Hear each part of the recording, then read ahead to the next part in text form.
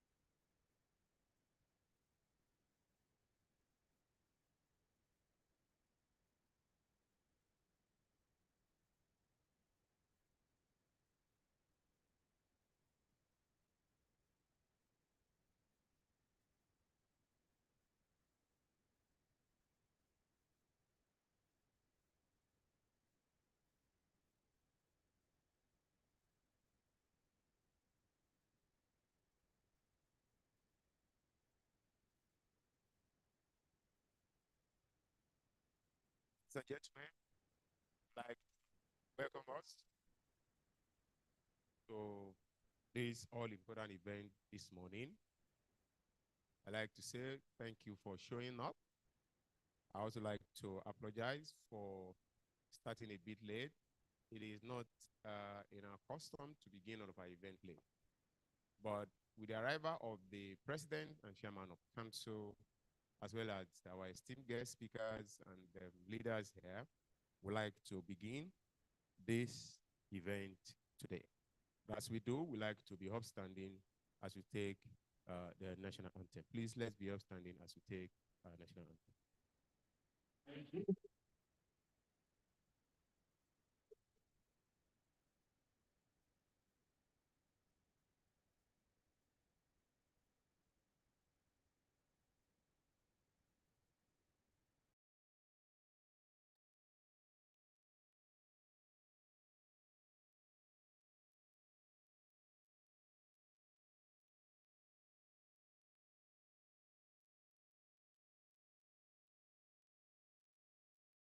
Thank you so much. Please be seated. I'd like to reiterate that here at SCCI,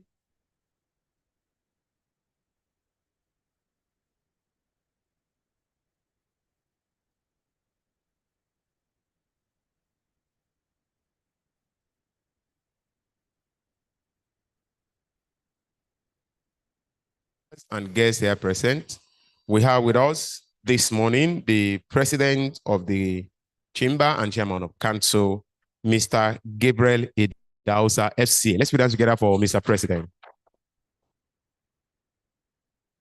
Also present today is the woman that walks where most men tremble, the chairperson of the PPG group. We have Engineer Priska Kanebi, FNSE.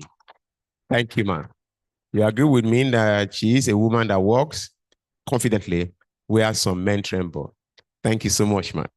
We also have with us this morning, will be joining us online, so we'd like to give him his recognitions. We have with us Professor Paul Titomi. He will be joining us online when the time comes. I'd just like to announce that he will be with us today. He's the founder, Center for Values in Leadership. He's a guest speaker here today. Also with us this morning, we have the MD of Orange Health Medical Center, Dr. Kunle Magbuawan. Let's put our hands together for him. Thank you, sir. He's one of our panelists today. We have Mr. Obi Ezeudo, Chair of Belozi. I hope he's around. Okay, not yet. I'm told we have the CEO of Azamansan Insurance PSC, Mr. Kunle Ahmed, ably represented here this morning by Adebola Rakat. Let's put hands together for her, please. Thank you, Alaja, for showing up. She is the Chief Marketing Officer for Azamansan, representing Mr. Kunle Ahmed. We have with us also this morning, Mr. Sesson Akinsoya, LLB. Let's put hands together for Mr. Sesson. He is our guest speaker here today. Also, we have Mr. Michael Dare Oluwatuyi, MD CSS Bookshop Limited. Thank you, sir. Thank you, Mr. Oluwatuyi. For some of us that are not as advanced as he is, we know what CSS Bookshop means. Thank you so much. Also, we have with us who will be the person that will be our moderator later in the day. We have Mr. Kim Olajide. Let's put that together for Mr. Kim. Thank you, sir. That done, we will be introducing other guests as we have the list with me. I believe Eze will do justice to the list that as they come in, please, so that we can give them the due recognition. We'd like to have the opening remarks, like I told you, from the woman that walks where some men tremble. Put your hands together for Engineer Priska Kanebi.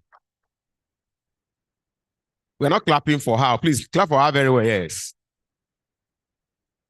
Thank you. She's doing justice to that group. Thank you, man. Thank you very much.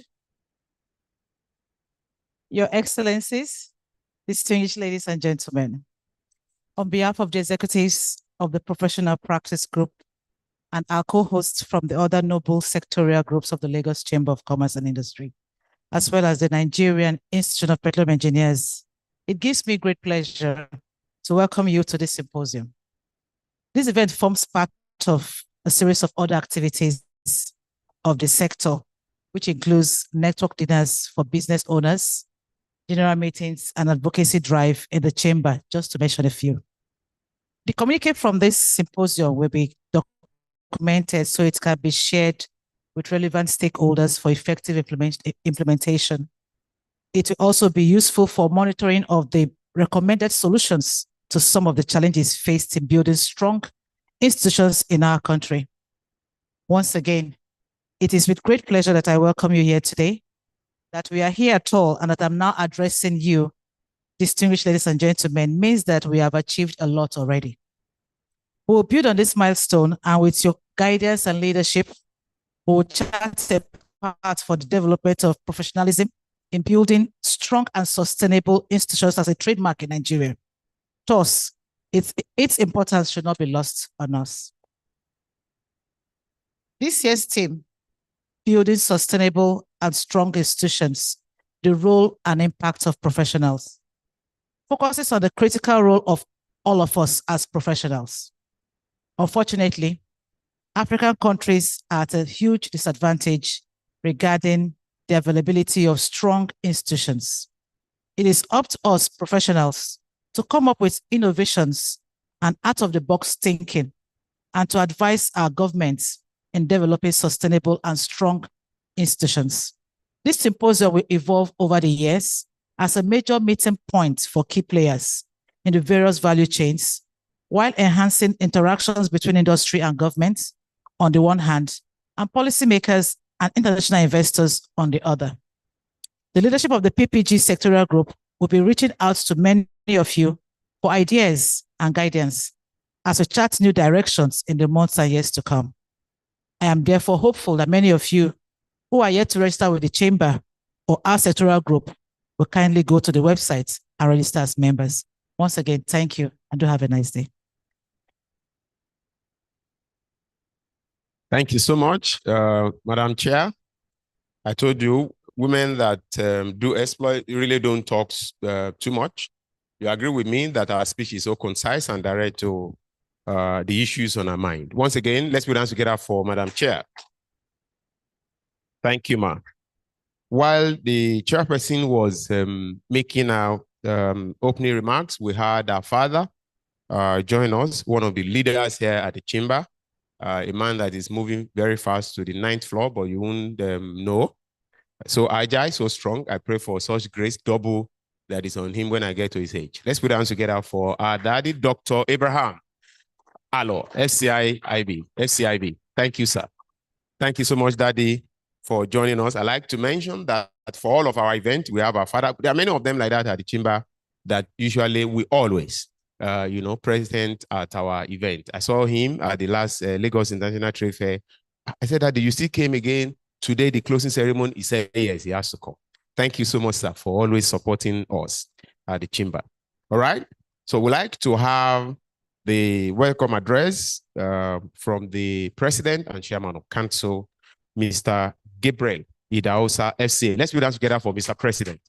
Please, let's keep clapping on the President comes to the front row here. Thank you. Thank you, sir.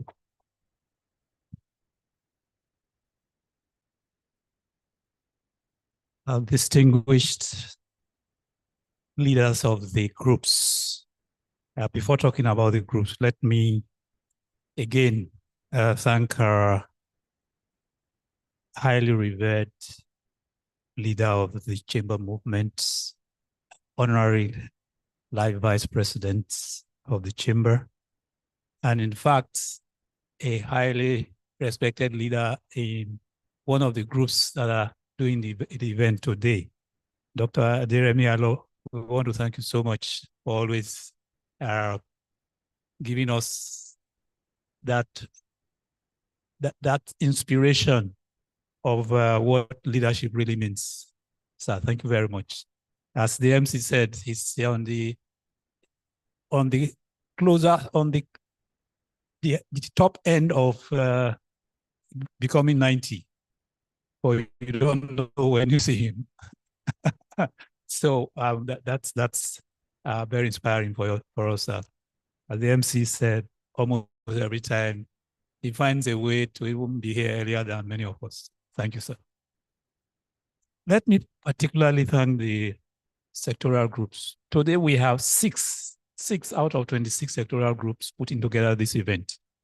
And this is the new philosophy in LCCI, that the linkages in the economy should be reflected in these joint programs, where we have professionals from the various sectors in the economy and participants in various sectors in the economy coming together to do an event where they can not only have impact in the economy, but also easily network like this. So I want to thank the chairman of the 6 groups, PPG and the other groups. Thank you very much. I commend your effort in putting this together. Well done.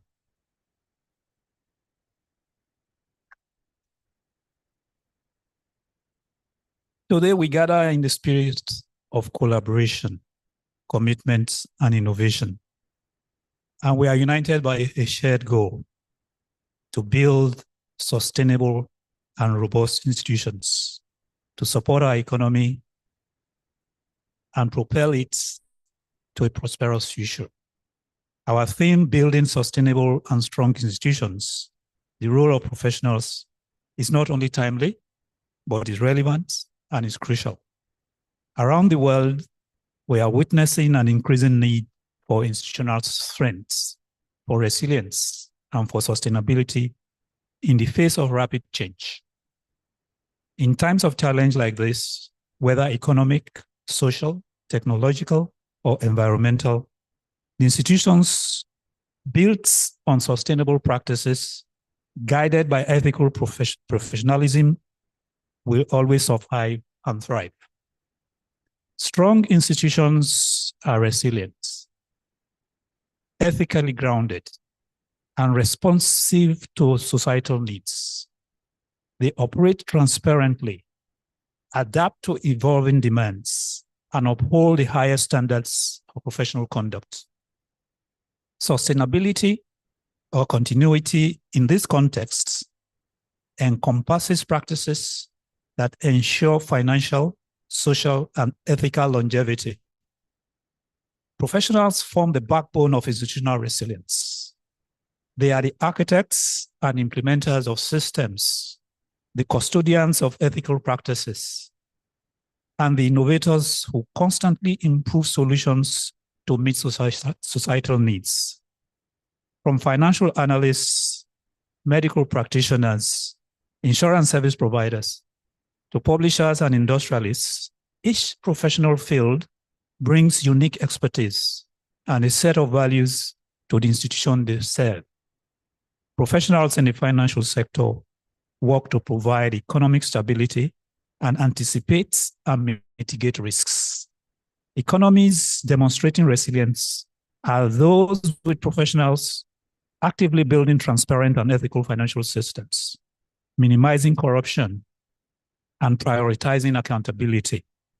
Similarly, in the medical field, doctors and medical researchers contribute to sustainable institutions by emphasizing continuous improvement in healthcare practices.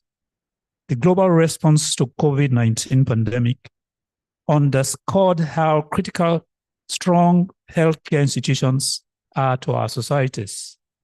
Countries with resilient healthcare systems have healthcare professionals and scientists leading the way in response, innovation, and collaboration, leading to higher outcomes for their citizens. In Nigeria, professionals in the financial and insurance sectors are key to establishing trust in our markets. They need to advocate transparency, strict adherence to regulations, and adoption of international standards. An example we can look at a small country like Rwanda, where regulatory reforms and strict anti-corruption measures have transformed the business climate, making it one of Africa's most attractive investment destinations. Our healthcare sector can benefit significantly from adopting best practices and policies that ensure quality healthcare and accessibility. The private sector, in collaboration with government bodies, can create robust healthcare programs that leverage the skills of medical professionals, from training programs for healthcare workers to telemedicine initiatives, from training programs for even people outside the sector that are relevant in the value chain. Examples from countries like India, where a private-public partnership model has expanded healthcare access to rural communities, provide us with a model to look at. Nigeria's industrial sector has immense potential in leveraging technology for sustainable growth. Professionals in this field can drive innovation by adopting advanced technologies such as automation, data analytics, and sustainable energy practices, which can optimize production while minimizing waste. Publishing and media professionals play a very significant role in shaping public opinion and preserving cultural identity. By promoting ethical standards, fact-based reporting, and cultural sensitivity, we can build a stronger media landscape that informs and empowers the public.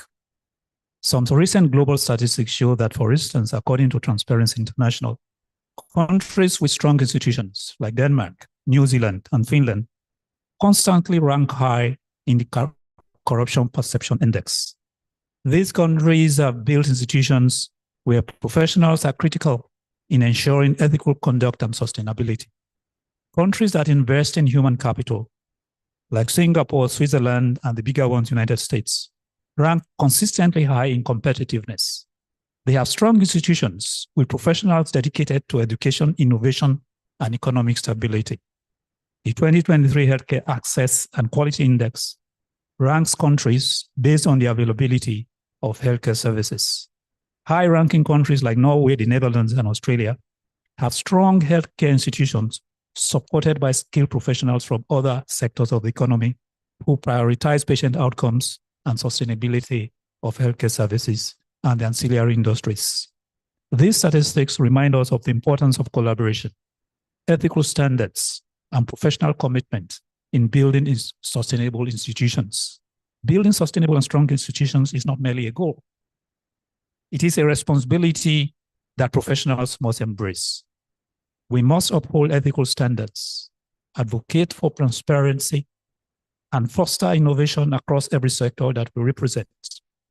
Together, we can shape a future in which Nigeria stands as a resilience, growth, and sustainability model for other countries.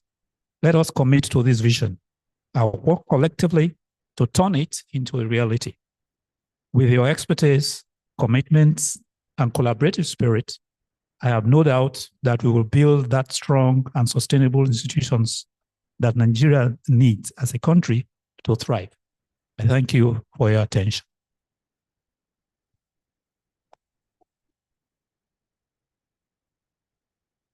Let's put hands together once more for the President and Chairman of Council for that welcome address, which clearly set the tone for today's conversation. Thank you so much, sir. While we were having or listening to Mr. President's welcome address, I was told that we have with us this morning Mr. Gabriel Okonkwo. Gabriel Okonkwo is the chairperson of the Printing, Publishing, and Allied Group of the Chamber. Let's put that together for Mr. Okonkwo, please. Thank you, sir. Thank you, Mr. Gabriel. I'm tempted to call you Angel Gabriel. I wouldn't know why. Thank you, sir. All right, so we'll go into the keynote address, which is to be presented by Mr. Sesson Akinsoye. And you know, when you have LLB within or as part of your name, you need to listen to him. Because, you know, these lawyers, I like to listen to them. You learn a lot from them. Put your hands together for Mr. Sesson Akinsoye, LLB, as he makes the keynote address. Let's keep laughing for him, please. Yes, sir. Thank you so much, sir. I believe I'll go and pick my dictionary to learn new things today. Like our brother from Edo, the Obaebo. Thank you, sir. My presentation is going to be very simple. I'm not going to use verbose was like a biobank. So you don't need to go online. Good morning, everybody. The president, the chairman, vice chairman of various groups within CCI, distinguished guests, ladies and gentlemen. Thank you for the warm welcome. It's a privilege to be here with you today to address a topic that is not only close to my heart, but critical to the well-being of our society and other societies as well. It's also critical to our economy and to our future generation. The theme of this gathering is both timely and essential given the growing complexities of the global economy and the challenges posed by rapid technological change and increasing demand for greater accountability, transparency in institutional governance. It is therefore not surprising that the UN also adopted peace, justice, and strong institutions as one of its sustainable development goals for all its member countries. The importance of strong and sustainable institutions. Institutions are the backbone of every society. The president alluded to that in his speech earlier. They shape the way we live, the way we work, and interact with one another, from governments and business to healthcare systems, educational networks, and civil society organizations. Strong institutions are the framework that enable us to achieve our collective aspirations. Without them, we will lack structure that are necessary to ensure stability, equity, and progress. So they are the backbone of sources, whether in the public sector or in the private sector. Institutions are very, very key.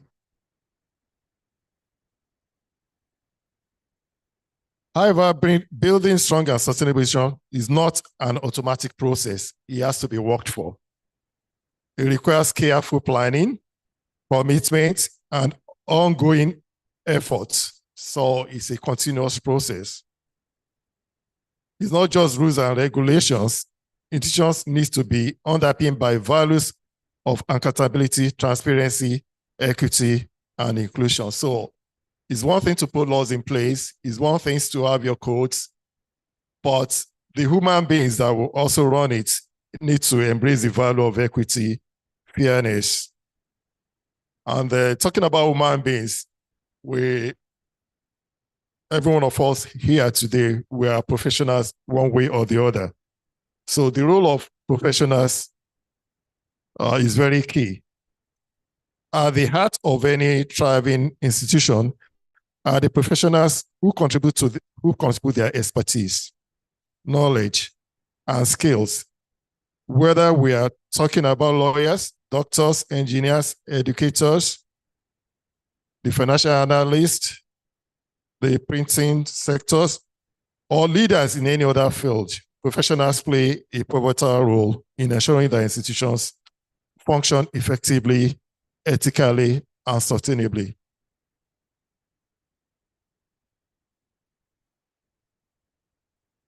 Coming to my own background, I'm a lawyer and I also operate in the corporate governance environment.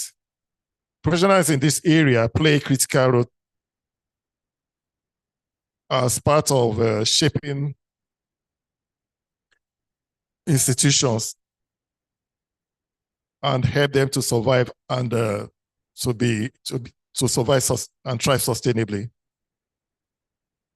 So this contribution examines how governance experts can drive sustainability and institutional strength through their unique skills, ethical principles, and strategic insights.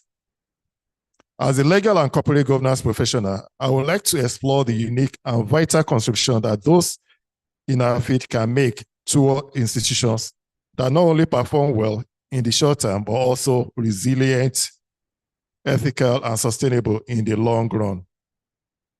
A strong institution is one that is built on solid legal frameworks, transparent decision-making processes, and an unwavering commitment to good governance practices. I'm wearing two hats today, apart from presenting the keynote address. I'm also a member, one of the panelists.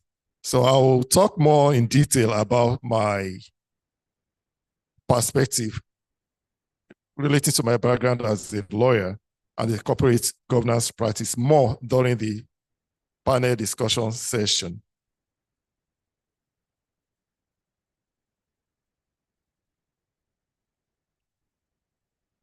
A sustainable institution is one that balances the interests of all stakeholders, including members of the society, shareholders. If you are talking of corporate environment, the shareholders, the employees, the customers, suppliers, and the broader community. So all professionals have a role to play, and we have contribution to make in order to ensure sustainability by ensuring that institutions adopt and adhere best practices in stakeholder engagement and environmental, social, and governance standards. This can be achieved through transparency and communication.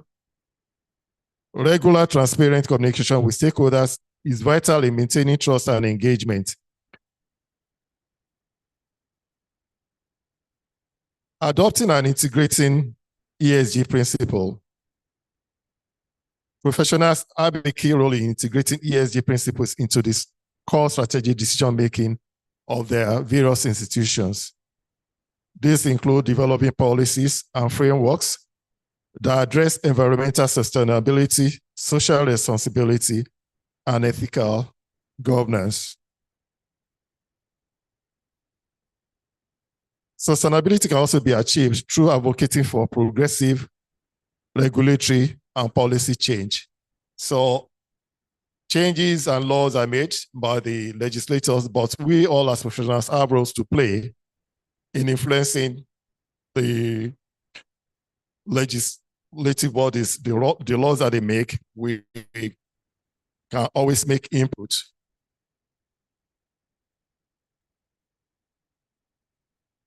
So we need to ensure that policies comply with relevant regulations while also considering emerging trends in global sustainability standards. We should be advocates for progressive regulatory policy change. And long-term value creation should be our watchword.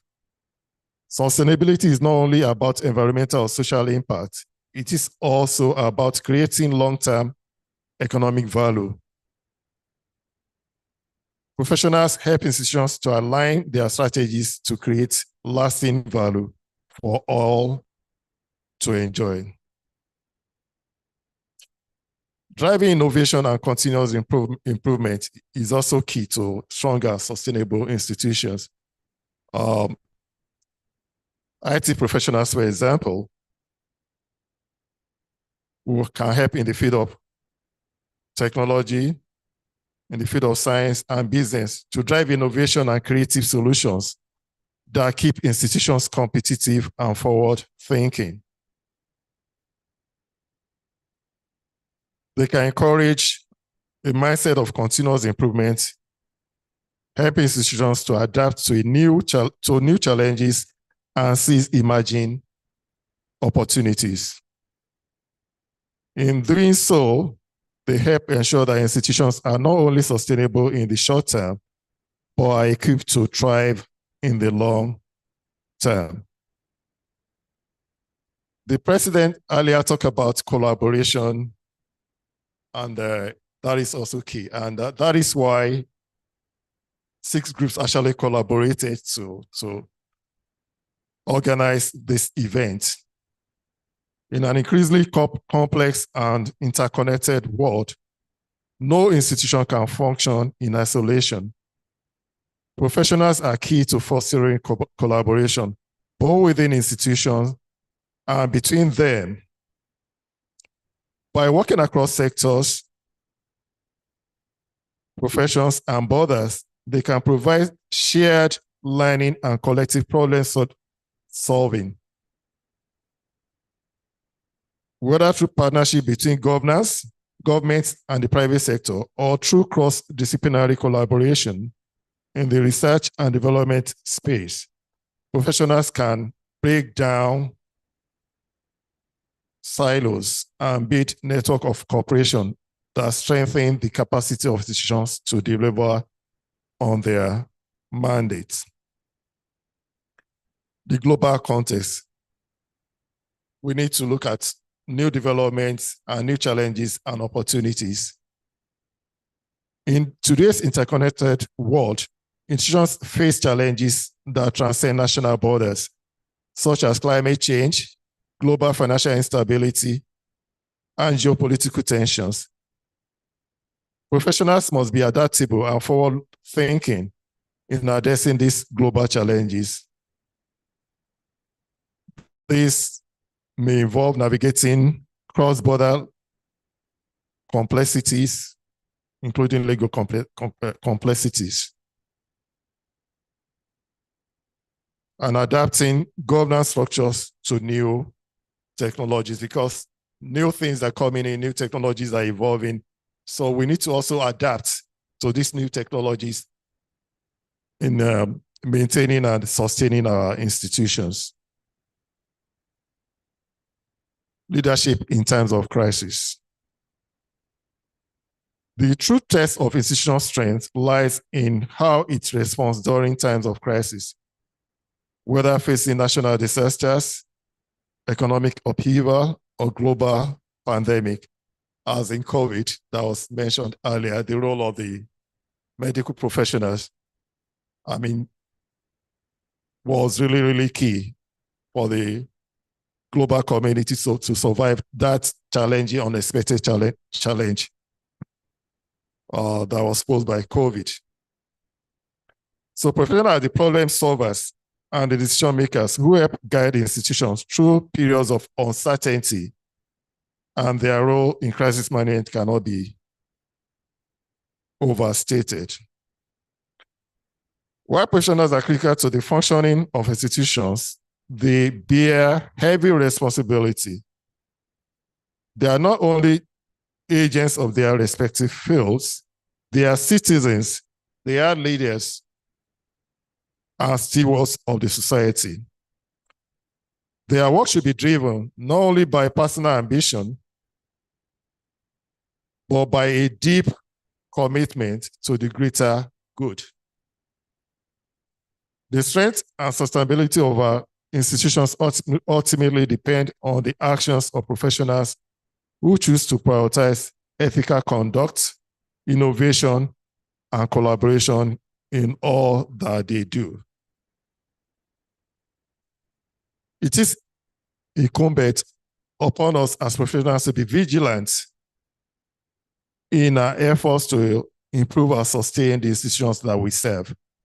We must invest in our continuous learning, stay attuned to the needs of the society, and be proactive in addressing the challenges of today and tomorrow.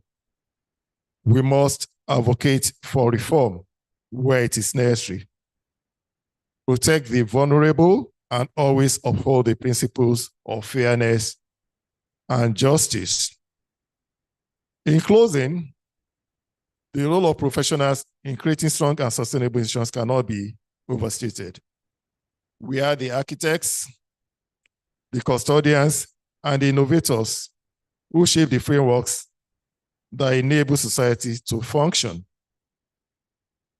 and thrive.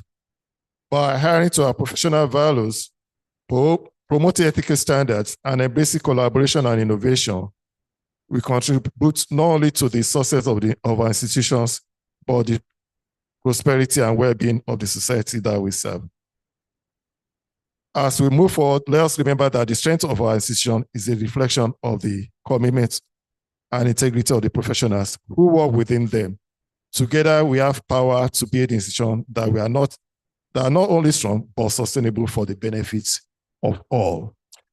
As professionals, we must continually evolve in response to the changing dynamics, leveraging our expertise to promote integrity, transparency, and long-term value. The challenge before us is great. Also is the opportunity to make a meaningful impact on the future of institutions that shape our economies and society. Thank you.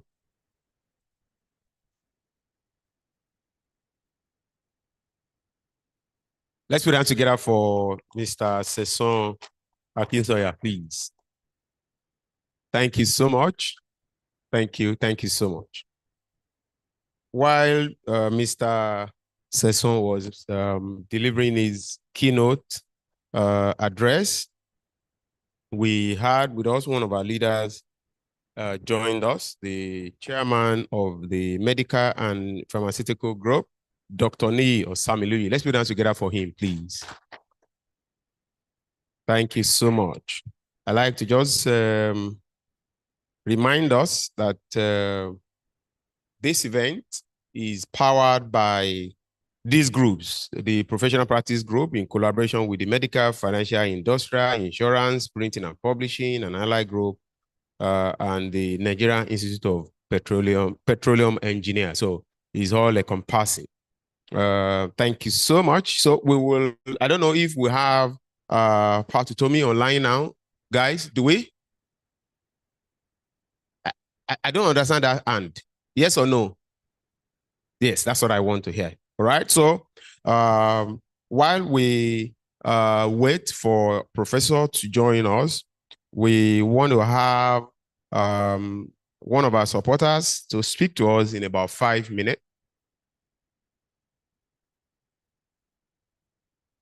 All right. Yes. QS Adeniji Adesoji, chairman of the Construction and Engineering Group, also join us. QS, thank you, sir. Thank you, Mr. Chair. Thank you so much. So we will have one of our friends and supporters, Fidelity Bank, just talk to us in about 5 minutes. Who is ready? Who is speaking to us from Fidelity Bank? Okay. Is Prof in now? Good morning, Prof. He's not in. Okay. Eze, do we have our friends from Fidelity Bank ready?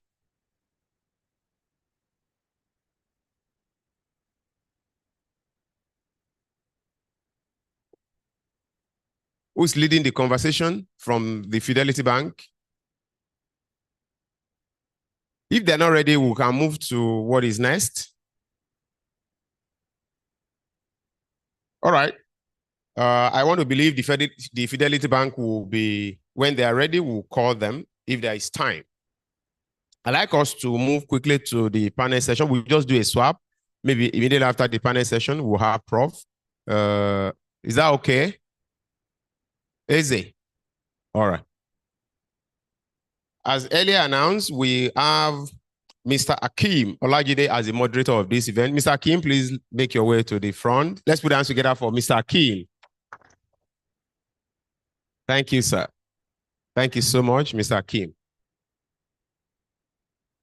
Our panelists include Mr. Kunle, Dr. Kunle Magbawon, MD, Orange Health Medical Center. Let's put hands together for Dr. Kunle. Thank you, Doc. Next to Dr. Kunle, we have Mr. Obi Ezeudo. Is the chair. Okay, is Mr. Obi in? Not yet. Okay. The representative of Mr. Kunle Ahmed, which is our sister, Adebola Shukurat. Let's put hands together for her. Thank you, ma'am. Thank you, ma'am. Also, to be on the panel, we have our keynote speaker, Mr. Sesson Akinsoya. Let's put down together for Mr. Sesson, please. Thank you, sir. Last but not the least, we have Mr. Michael Dare Oluwatuyi. Let's put down together for Mr. Dare. Let me allow you to stay here, Mr. Oluwatuyi. Yes. You know, it's a privilege to be, our sister is blessed, Alaja is blessed among men this morning. Thank you. Is the microphone? Okay, is that, okay, yes, there's one there. So, Mr. Akim, this is your time. All right, good morning. All right, good morning, everyone, all our guests, and all the guests present physically, and all the guests online as well. Personally, I feel this topic is very important and it's quite crucial at this time in the history of our country to discuss sustainability. Sustainability is about doing things right so that it's sustainable into the future, so that we can hand over things. I mean, we can enjoy our lives and hand over a good country to the next generation, something sustainable. So I'm just going to be asking questions. That's my job now, to ask questions. And then hopefully my guests will shed more light on the topic of discussion today. Okay, so my first question is this. One of our speakers talked about ethics and sustainability. Mr. Sesson, I think, might be in a very good position to discuss this.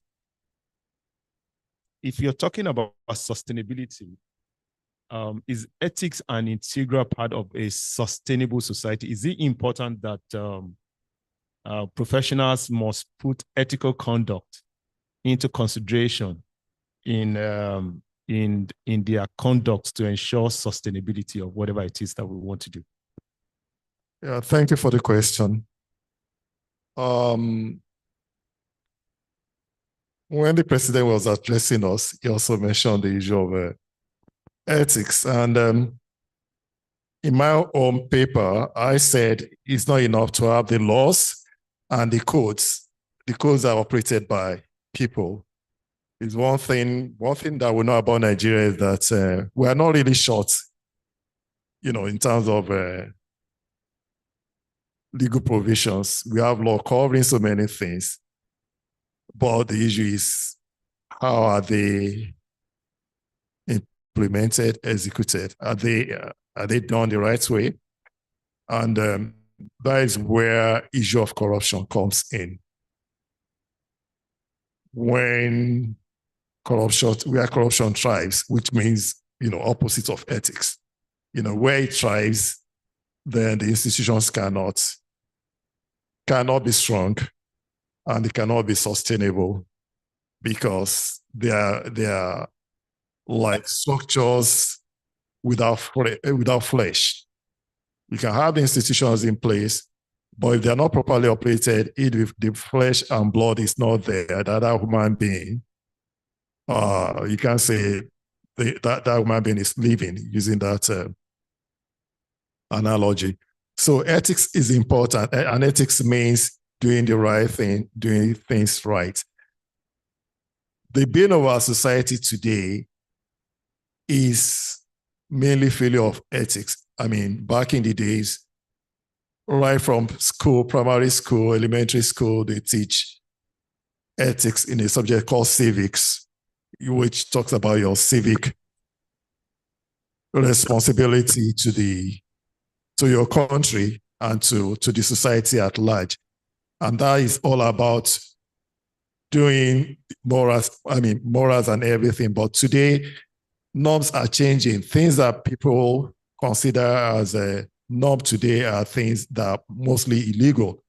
So ethics has a place for institutions to be sustained and for for them to be strong, ethics as a place. So it's not just in law alone, but the norms of the society, acceptable norms are important.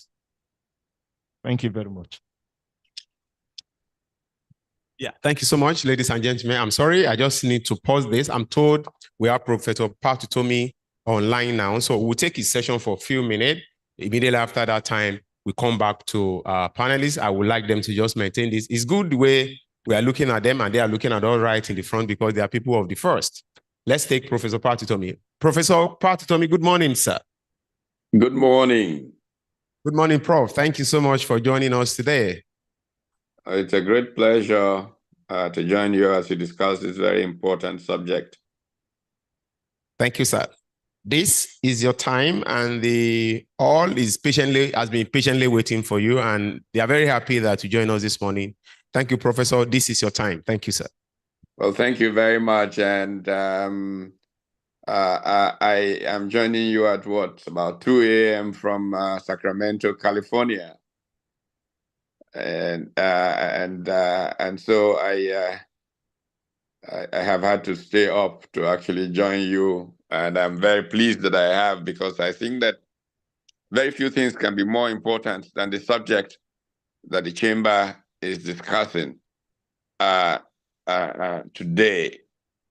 Let me begin by saying that, it is truly an honor to be part of this conversation that goes back to my own history on the Council of the Lagos Chamber of Commerce and Industry.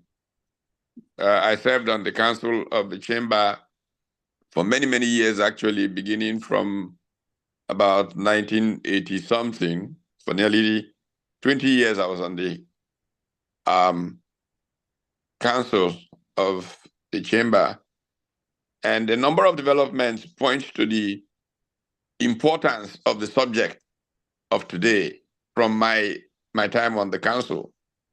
At the time that I became a member of the council, there was strong contention in Nigeria in a more regulated economy. It's still a regulated environment, but in a different kind of setting, where we didn't have a foreign exchange market as such. It was a block currency, and central bank allocated foreign exchange.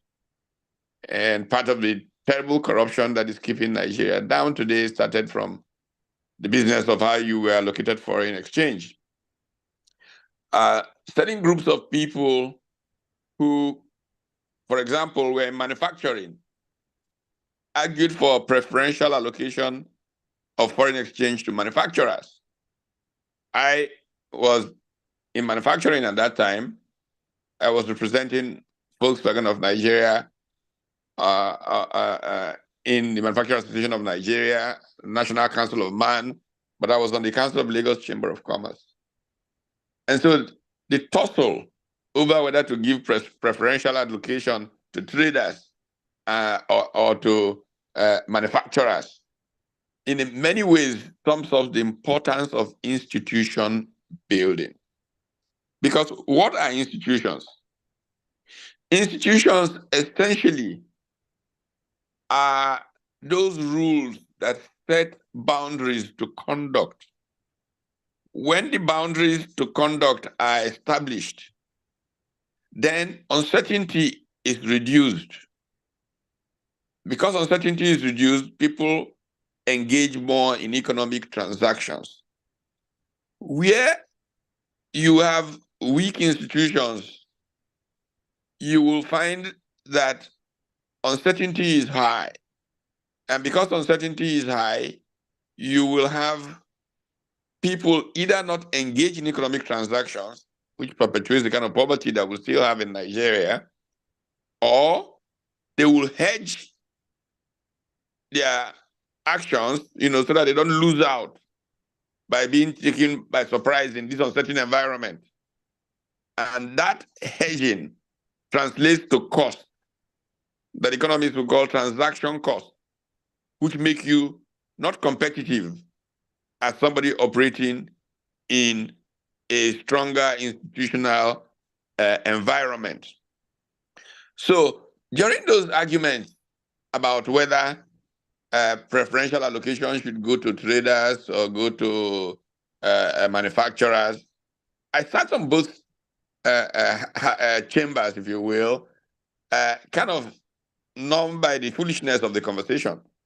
And I will say so. I said it in the chamber. I said it in public.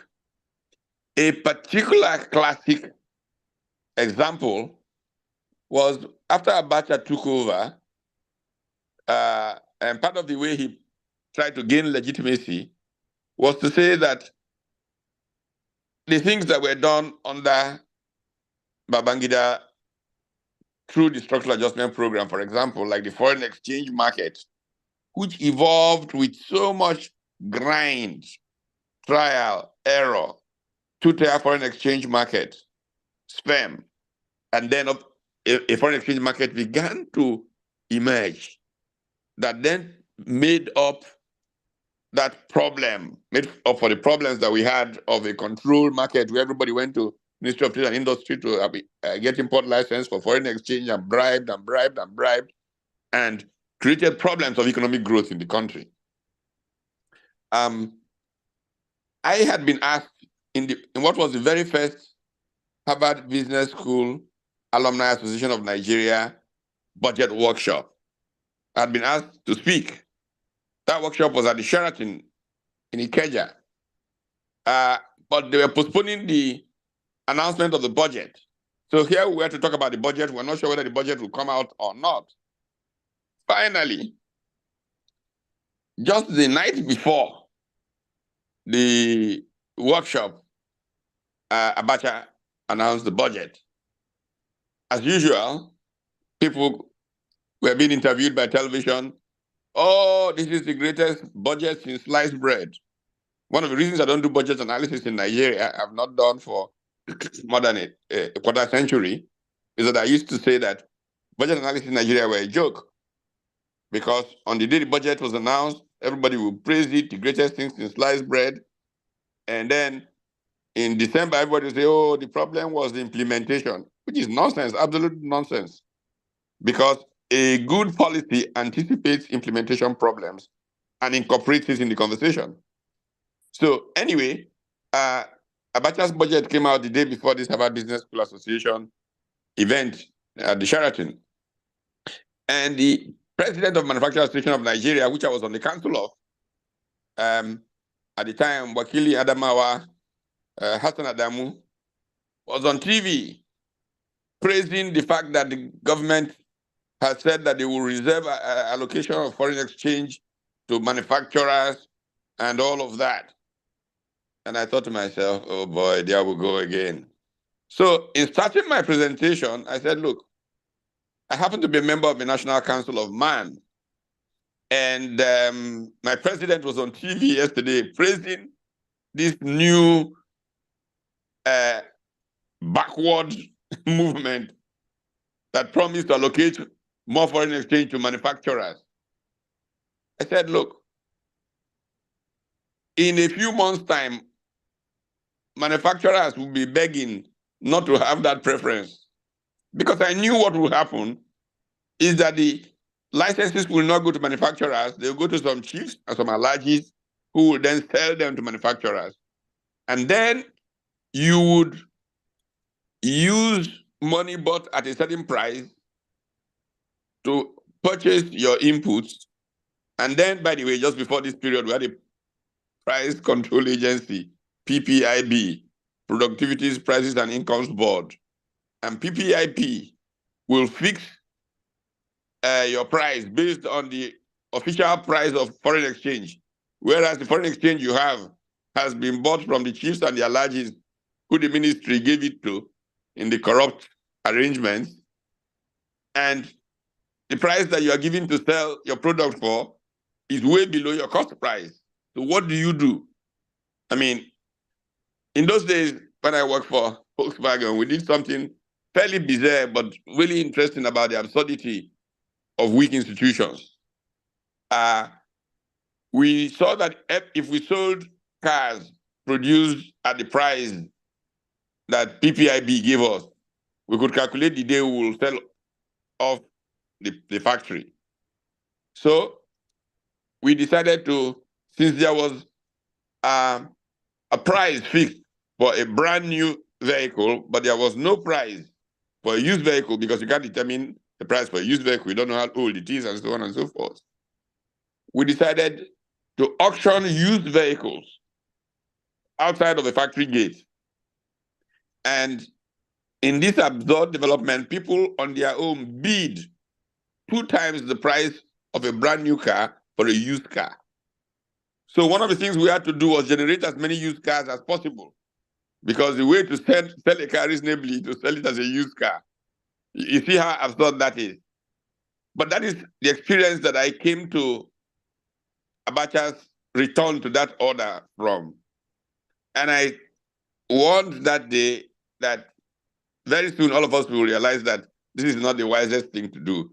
A few months later, a man was begging that he didn't want that preferential treatment anymore because he wasn't getting it. And that is the point about institutions. Institutions create a level playing field so that everybody can anticipate exactly what they should do. In this case, the price mechanism for a market, the foreign exchange market. In the main, the importance of institutions cannot be understated.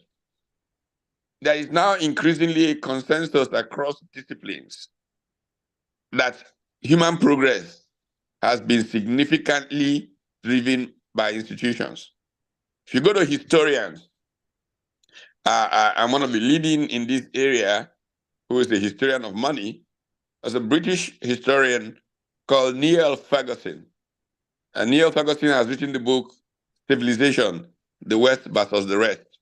And his central thesis is that the development of certain institutions separated the West from the rest. Now you go to work of economists, you will see that very significantly the separation of poor from rich countries is a function of the strength of institutions.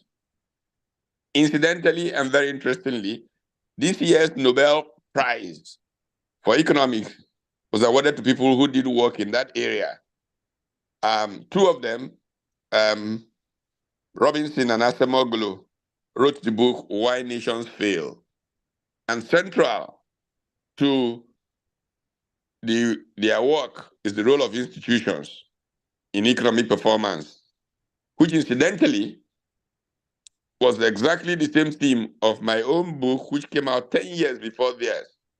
In 2006, I published a book titled Why Nations Are Poor. Robinson Acemoglu's Why Nations Fail came in 2016. And the same theme of the importance of institutions denoted my book, Why Nations Are Poor. But in fact, much earlier in 1986, I published a book that was titled Managing Uncertainty, Competition and Strategy in Emerging Economies. That book, which was won the book prize for the best academic text published in Nigeria in 1998, essentially try to explain economic performance and business strategy and why you could not use, for example, Michael Porter's famous 5 forces framework to explain outcome of business in Nigeria, say relative to the United States. And what do I mean by this? In structural economics, there's a paradigm that's generally known as the structure, conduct, performance paradigm, which basically argues that the structure of an economy affects the conduct and leads to certain performance outcomes. The most famous of those structure, conduct, performance models was this one offered by Michael Porter, a professor at Harvard, which looked at 5 forces that determine performance outcomes and this industry structure. I said to them, look, this makes sense. It predicts pretty decently how a sector will perform and how a company will perform. If the forces are in your favor, threat of new entrants, for example, is not there because you are a pharmaceutical and you have a patent. Nobody can go into producing what you produce. You're protected. So you make a lot of money and so on and so forth. But when you bring it to Nigeria, and I have 2 or 3 illustrations that were people used to laugh a lot about, but they showed it. At this time, the Minister for Commerce and Industry was a friend of mine, a retired Air Force officer, Air Vice Marshal Mohammed Yahya. And Air Vice Marshal Yahya was playing squash. He used to play squash at the police mess in Falomo. He was playing squash one evening with a businessman friend. And as they were playing squash, the man was saying to him, EVM, your government is in trouble. Oh. You see, manufacturers of vegetable oil have been overcharging Nigerians because of protection. Hey, there can be riots in this country if people don't do something. And Yahya got very worried. Immediately after the squash game, he drove straight to the Dam Barracks to go and see Babangida and say, Mr. President, we're in trouble. Oh. We're in trouble. He said, what? This vegetable oil thing, we must, because the import substitution industrialization strategy meant that there were tariff barriers, bans on importation of processed vegetable oil, so that the local industry could be protected. So they quickly changed the policy, but the next day they announced that there will be removal of the ban importation of vegetable oil. What Paul Yahya did not know was that the person he was playing squash with already had 2 shiploads of vegetable oil waiting to enter Nigerian waters. Immediately they made the announcement, boom, his shiploads came into the country. And manufacturers began to protest very seriously. And the government changed the policy and put back it. By this time, this man had moved in 2 shiploads of vegetable oil and made out like a gangster. I said to myself, this is not likely to happen in the United States of America. And so you can use Michael Porter's 5 forces model and predict. But in Nigeria, there is the predatory effect of the actions of government and government officials. And so this was a problem with institutions developing. So how do you develop institutions? The model that I offered in the book, Managing Uncertainty, was called the Emerging Economies Environment Framework. And that basically suggested that the biggest threat in the environment of business in Nigeria is regulatory risk. And how do you check regulatory risk? You build strong institutions. How do you build strong institutions? Well, one of the most intelligent conversations on how institutions come about was offered by a man who also won a Nobel Prize in economics called Douglas North. Douglas North's 1990 book, Institutions, Institutional Change, and Economic Performance, essentially argues that institutions evolve, and they evolve majorly from the activities of interested parties, like professional bodies who are involved in that area, business associations, which is what happened in Nigeria when we used to have this, tussle between the Chamber of Commerce, which were dominated by traders, and Manufacturers Association over preference. They eventually realized that, if your friend is minister, you are doing well. Tomorrow, my friend becomes minister, you are doing badly, and I'm doing well.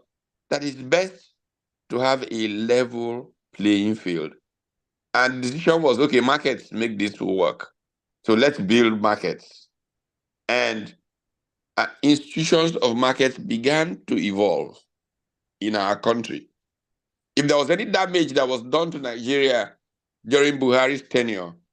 It is this abuse of the trouble it took to build institutions. Well, we now had multiple exchange rates in central bank. If your friend comes to sell FX to him at 400 naira, the market says it's 490 naira. I mean, those things essentially increased uncertainty and made it difficult to invest. So business associations, professional groups are critical to the evolution of institutions. Douglas North argues, for example, that institutions are not things you just announce. Central Bank of Nigeria, the Banking Ordinance of 1959, a law that brings back Central Bank of Nigeria. Yes, there is the Central Bank of Nigeria there because the law has been passed. But what really goes on is not a function of that building, it's a function of how things have evolved, which is why a school, economics generally referred to as the old institutional economics school, defines institutions as settled habits of a community, where there is a consensus that has kind of crystallized. Those settled habits now determine boundaries, and these boundaries are the things that assure that development can take place. This is the essential thrust of the role of professionals in institutions, because their input, their constant engagement, unfortunately for us, our politics has damaged public conversation in Nigeria. The thing that makes for a democracy, that makes democracy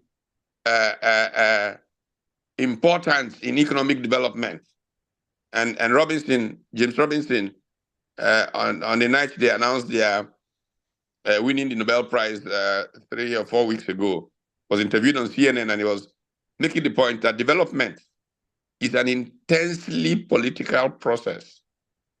Essentially, is that in a democracy, when rational public conversations can take place, interested parties can bring rational thought to why things should be done in a particular way, disagreeing with one another until there is a consensus that crystallizes, and it's that crystallizing consensus that really are institutions.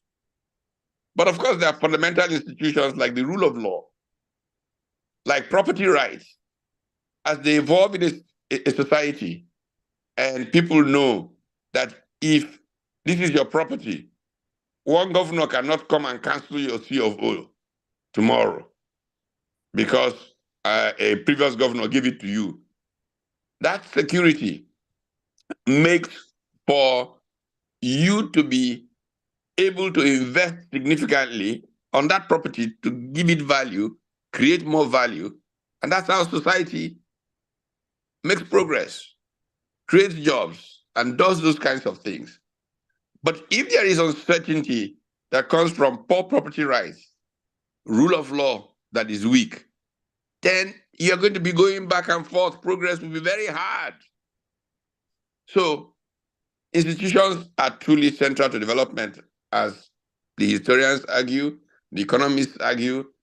Now, increasingly, the sociologists and co are arguing this. How, therefore, can we as professional groups, as bodies, ensure that we have the kind of conversation that Jürgen Habermas, the German philosopher of the public sphere, talks about as rational conversation. And this rational conversation then crystallizes into what makes for the uncertainty to reduce, predictability increase, and investment flows. I know that I can go on this matter, but I'll just try and begin to close on the conversation with reference to the work of a certain Peruvian economist called Hernando de Soto. One of my pains about Nigeria is that when we hear things, we key into them and we begin to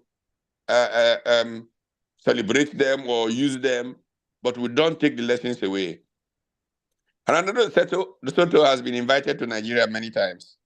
One time I joked that even my state government, I didn't know what they were doing, Delta State, invited him to speak in Asaba. But he has been in Lagos a couple of times. Hernando de Soto is particularly well known for a book he wrote that is titled The Mystery of Capital. Why is the West richer than the rest of us? Well, you see, most people who create wealth in Europe and North America rely on being able to leverage a piece of land, for example, that their grandfather left them in the middle of the bush of nowhere, because there is value to that land, because there's a land registry that captures that value and makes it easily fungible. So you can sell that land anytime. And so you can use that as collateral security to build a business. In Africa, Soto argues, people have huge assets, but their assets are dead capital. They're not fungible. I give you a personal example. I have a CFO on 250 hectares in Edo State, where I am developing a wholesale produce market, something that can revolutionize agriculture. But you know what? In our banking system, because it is not in Ikoyi or Victoria Land, it has no value. There's a CFO on it. Because it has no value, I can't leverage it to raise money to develop this thing that will be revolutionary for agriculture in Nigeria. So what have I been doing? I've literally been saving every dime that I can find and just building one factory building, of just painstakingly going over the last 10 years, something that I could have completed 8 years ago. After Exim Bank, I have their term sheets. They were going to give us $57 million to do this. But in the words of De Soto, that's dead capital. I have the assets. Great assets is not becoming fungible. And so the growth and development that could have come from the investment that we make in that land is not happening. So it makes the point that institutions are so vital for economic development. It is compounded by the fact that we don't have a banking system in Nigeria. Totally useless. There's no banking system in Nigeria. The banks are there as bureaucratic organizations that gather people, pay them huge salaries to just transfer rent money from oil from one person to another in a very kind of funny way. No thoughtful way of creating wealth. That's why the Nigerian economy is stagnated. So why do they do that? Well, sometimes you can't blame them. It's because, again, of weak institutions.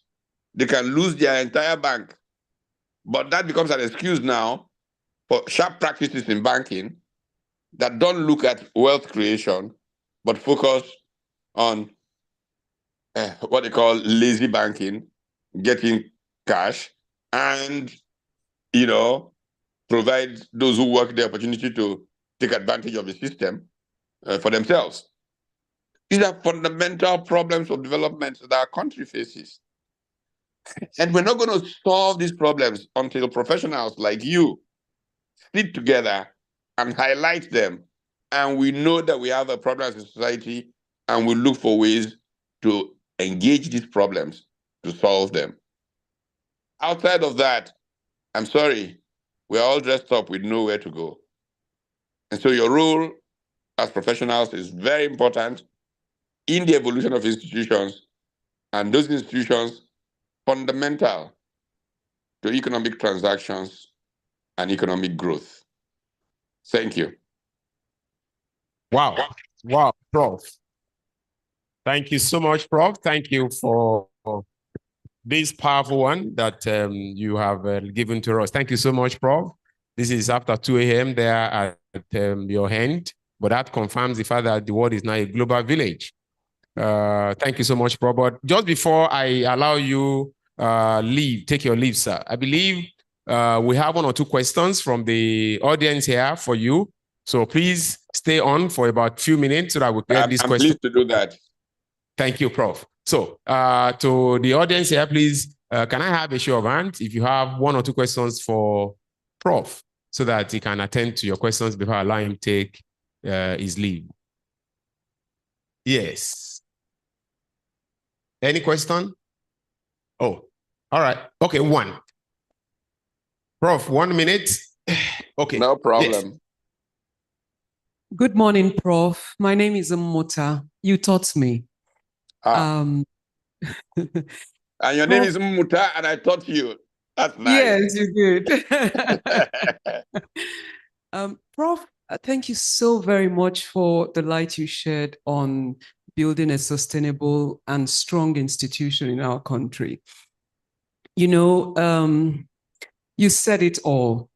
But you advised, you said we have to start holding conversations on how to build and have these institutions. We have something like Remita, you know, trying to make payments and making sure that it's going into the government coffers and, you know, is not being cornered. So I think that was something good that was effected, and we still have it with us. But, you know, we have so many institutions that they are more like a death trap. They say, soldier goes, soldier come, barracks still remain. So when you come up with any form of idea, they just make sure it's cracked down, it doesn't stand. What sort of conversation should we as professionals, how do we influence the government? Because sometimes it looks like we're inept. It's so difficult. You talk and it looks like you're going to be the target. What sort of conversation? What are we really going to do? Because I don't want it to be that we talk and talk about these things and there's nothing we can do to bring that change that we really need in this country. Thank you, Prof. Thank you so much, Ma. Prof, Yeah. let's take the last and the second question so that you take the 2 together right. from a reporter here now, here, This Day newspapers. My name is Dike Onwameze of This Day newspaper. Sir, last Thursday or Friday, I was in a meeting. One Dr. Joe Abba, former DG, Public Service Reform. Yes, I know. Say that engineers, accountants, and lawyers are the core perpetrators of corruption, bribery in Nigeria. Today, I read online news where the chairman of EFCC said that there cannot be big financial corruption without active support of lawyers in Nigeria. So, sir, I need your comment for you to share perspective on these issues. Thank you, sir. Thank you, DK. Prof, your time. Yeah, fantastic questions. Let me start with the last one that DK asked. I have explained, I've shared the frustrations in that question before. In fact, by now, some of my lawyer friends must be so really upset with me because I said to them that the problem Nigeria has are lawyers. Whereas they should be the ones leading the charge for things to change.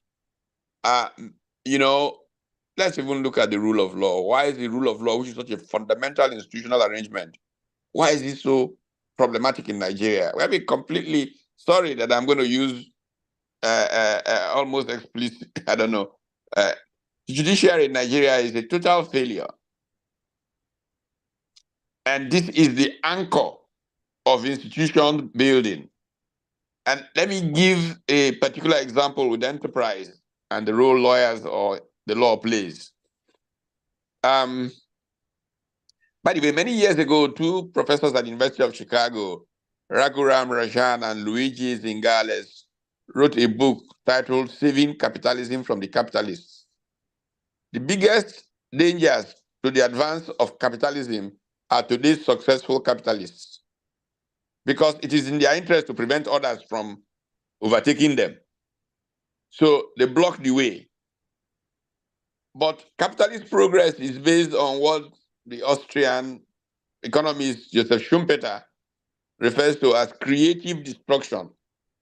A small guy with great ideas comes up with a venture that creatively destroys yesterday's great behemoth.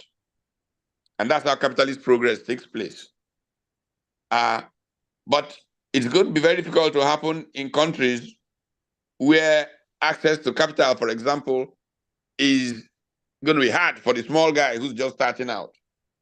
Rajan and Zingales argue in that book that why the US is one of the easiest places for some small guy with a great idea to suddenly become the richest man in the world, as we saw with Bill Gates and we've seen with all these tech guys and so on and so forth, is because of a US Supreme Court justice called Louis Brandeis, who as a lawyer and as a judge, in an activist way, pursued rules that made it easier for the small guy to be able to have big play.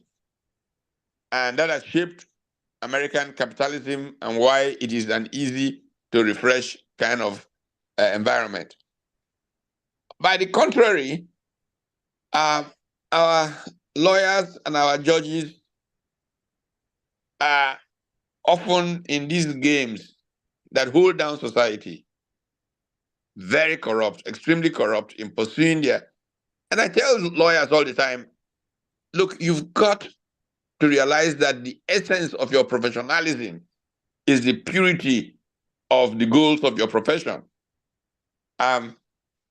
Look, the law in 1850, a French laissez-faire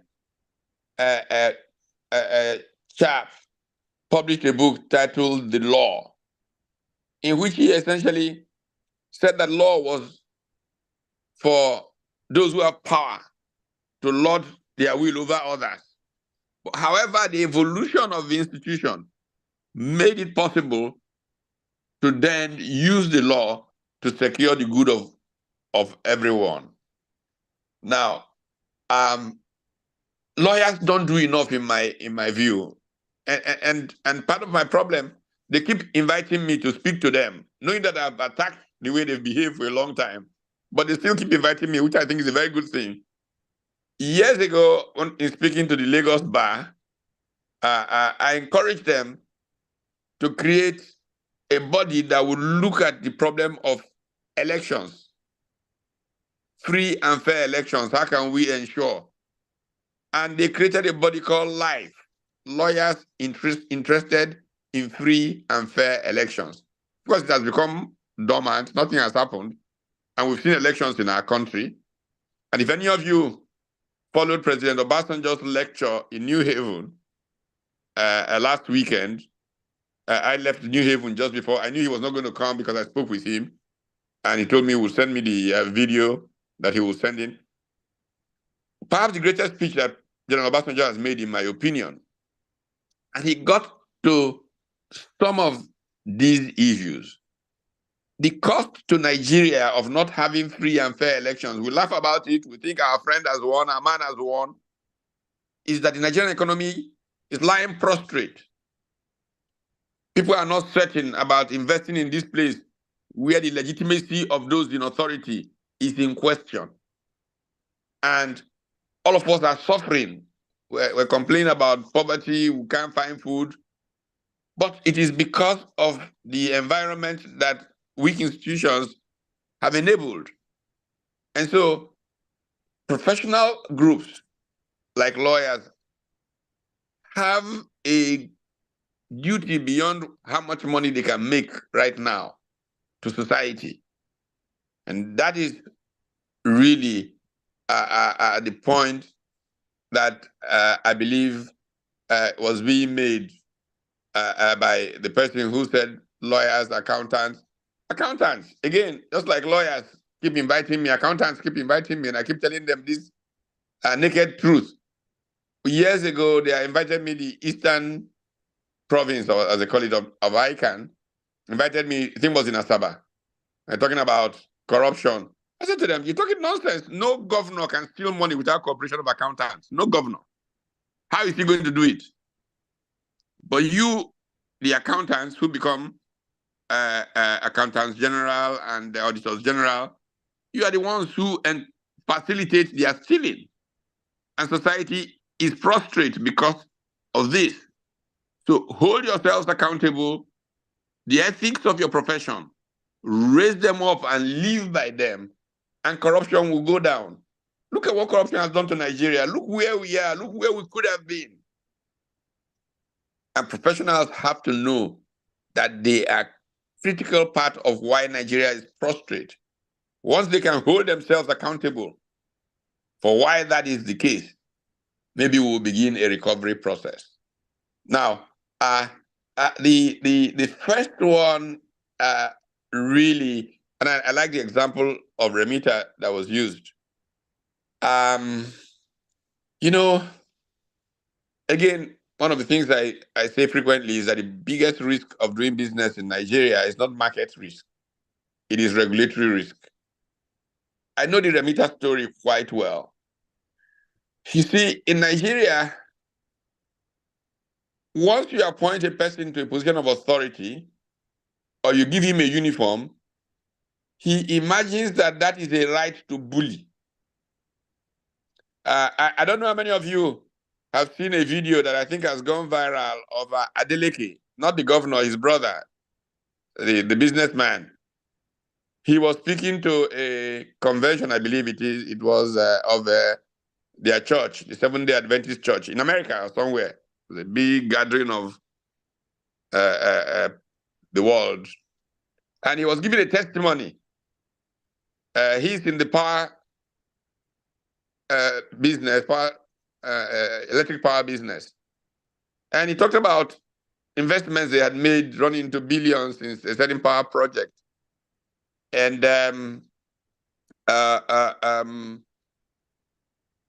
the civil servant or whoever it was that was in charge summoned him and said to him, that project will never come alive.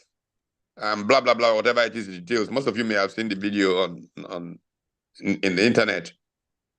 And he said the guy was like God, playing God. I could understand what he was saying because I have seen that myself. Civil servants, directors who think they're God. They don't think what is good for Nigeria is like, I'm here, you will never make this thing. It will never happen. So he said that he went back, he prayed. His Chinese partners came to him and he said to his Chinese partners that he's praying about, Chinese partner was like, you pray, what does pray have to do with this? You know, this government official is trying to block this process. We either bribe him or do whatever we need to do. But Adeleke said he prayed on Sabbath and that the prayers said on Sabbath have a way of being specially answered. And anyway, one day he was invited to come and collect the certificate and he was wondering, what happened? And he said it turned out that that civil servant or whoever it was who was playing God suddenly took ill and had to be flown abroad. And the minister called for all the files that were going to be delayed because he was abroad and just signed everything, including his own. So that was his testimony. But it tells you a little about how civil servants ruin Nigeria by deciding that their power means that they are God. So regulatory risk is, so another person comes tomorrow and decides an agreement signed with a private company to create value, like the Remita one. Sorry, no. You were not creating any value before. This person comes to you with an idea and says, look, this is how much we will charge for the idea. You say, it's impossible. You can't even make that thing happen. We've been trying. And he says, okay, just pay us this percentage and we'll do it. And you say, grudgingly, okay, no, we'll reduce it. We'll take, okay, he says, fine. Okay, we'll take this new level. And then they begin to collect the thing. Sure, how can you collect all that money? Only you. You know, that is precisely the failure of institutions. Predictability is what institutions give you. And it has cost us. Ethics matter. Look, I'm a person of faith. I have to admit that maybe I'm sometimes prodded by my own faith. One of my favorite hymns, basically translated into English from Latin, says, where there is love and where there is charity and love, God is there also. Ubi caritas. Ubi caritas. The problem that we have is that just as institutions are important, values are critical. Values shape human progress. Nigeria has suffered from a collapse of culture. This collapse of culture compounds the weakness of our institutions. And it's left the country sprawling on the floor. But people who get into power don't seem to be able to see it. They're blinded to the fact that Nigeria is prostrate. And professionals with the ethics of their training should be the ones shouting, this is not right. But they don't speak up enough. And we are all paying a price for it. Sad, sad, and sad. But anyway, God will help us. Ubi caritas. Thank you, Prof. Thank you so much. Let's put our hands together for Prof. Thank you. Thank you. It gladdens my heart to hear and see Prof. and his speech this afternoon with that prayer that God will help us. Indeed, from the mouth of Prof to the ears of God, he will hear us. Thank you so much. On that note, we'd like to ask Prof to please. Okay. Oh, Mr. Okay. Sorry, Prof, 1 minute. The president just came in from a short meeting. He likes to have 1 or 2 statements, which he likes you to hear. Please, Eze, let me get a microphone to the president.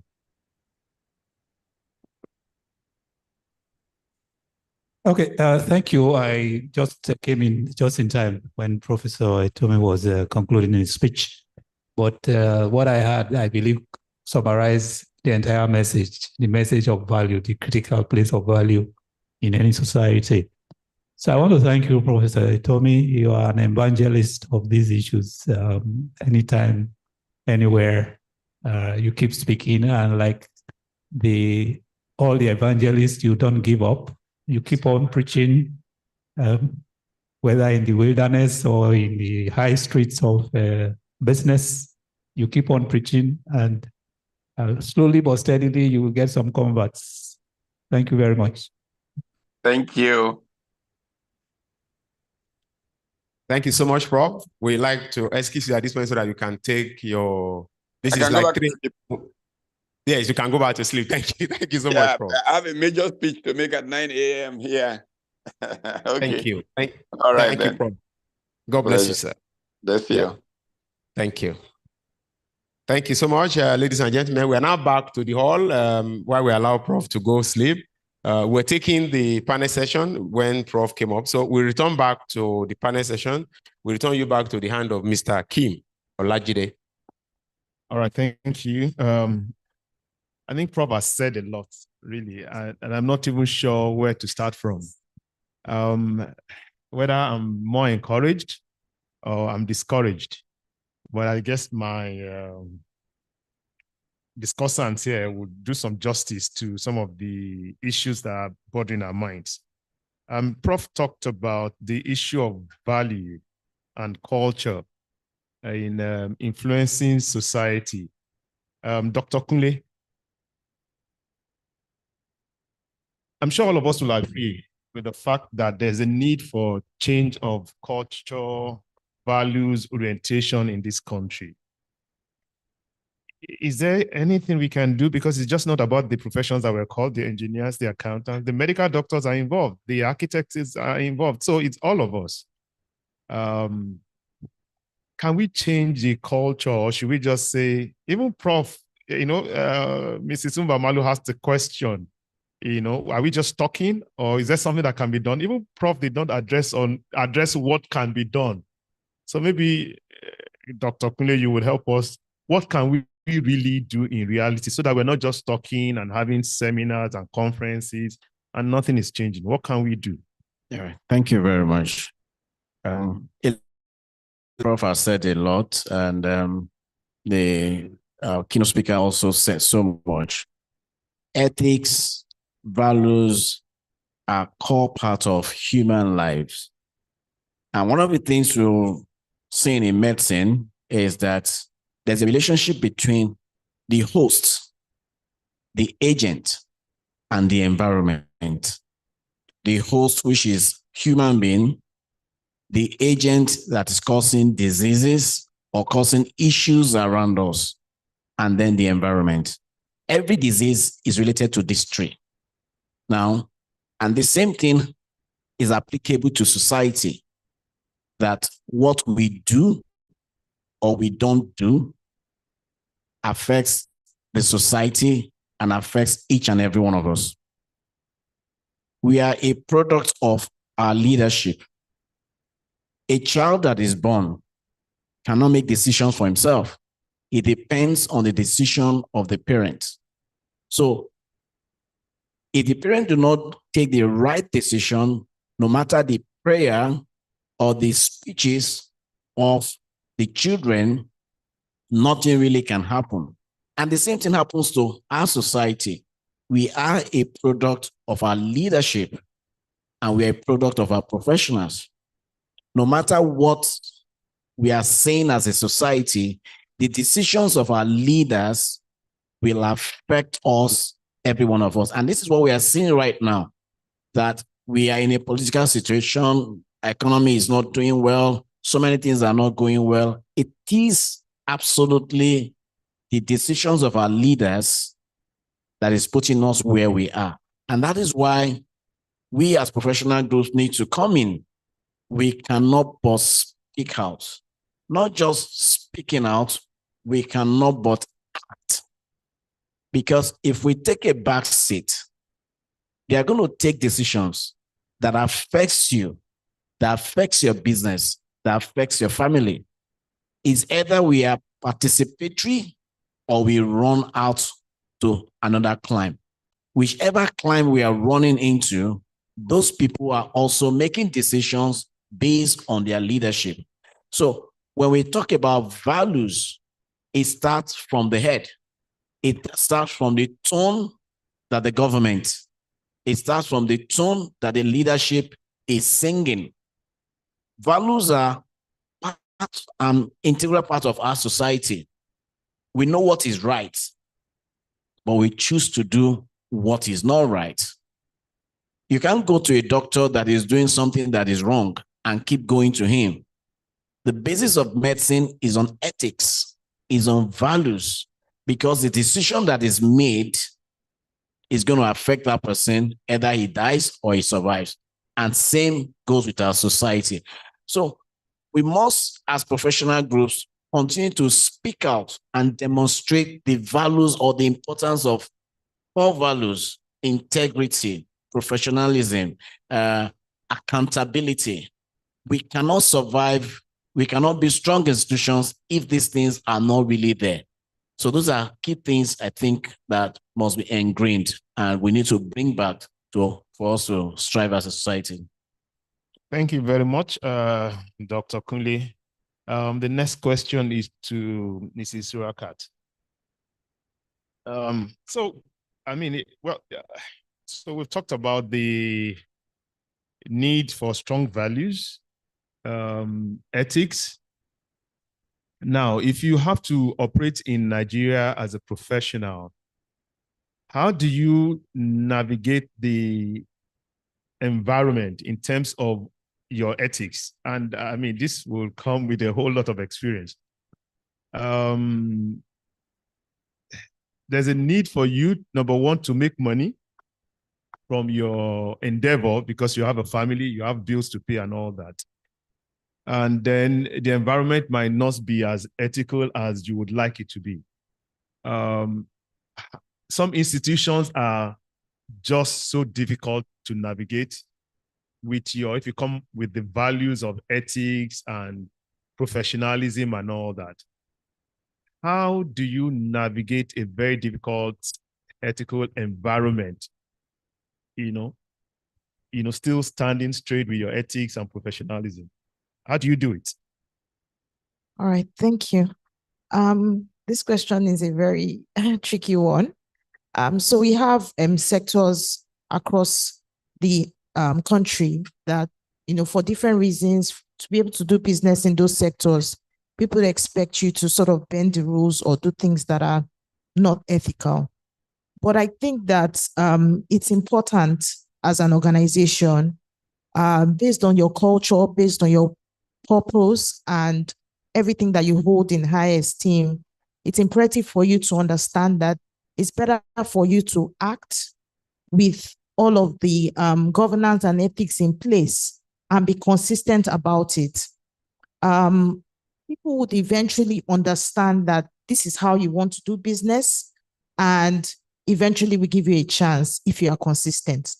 However, if you try to bend the rules at the end of the day and do business in that way, there will come a time when such things will then not be sustainable to your business. If I look at even my own industry, the insurance industry, you would find that, even in that industry, there are things that you need to do to be able to gain business or to be able to gain market share.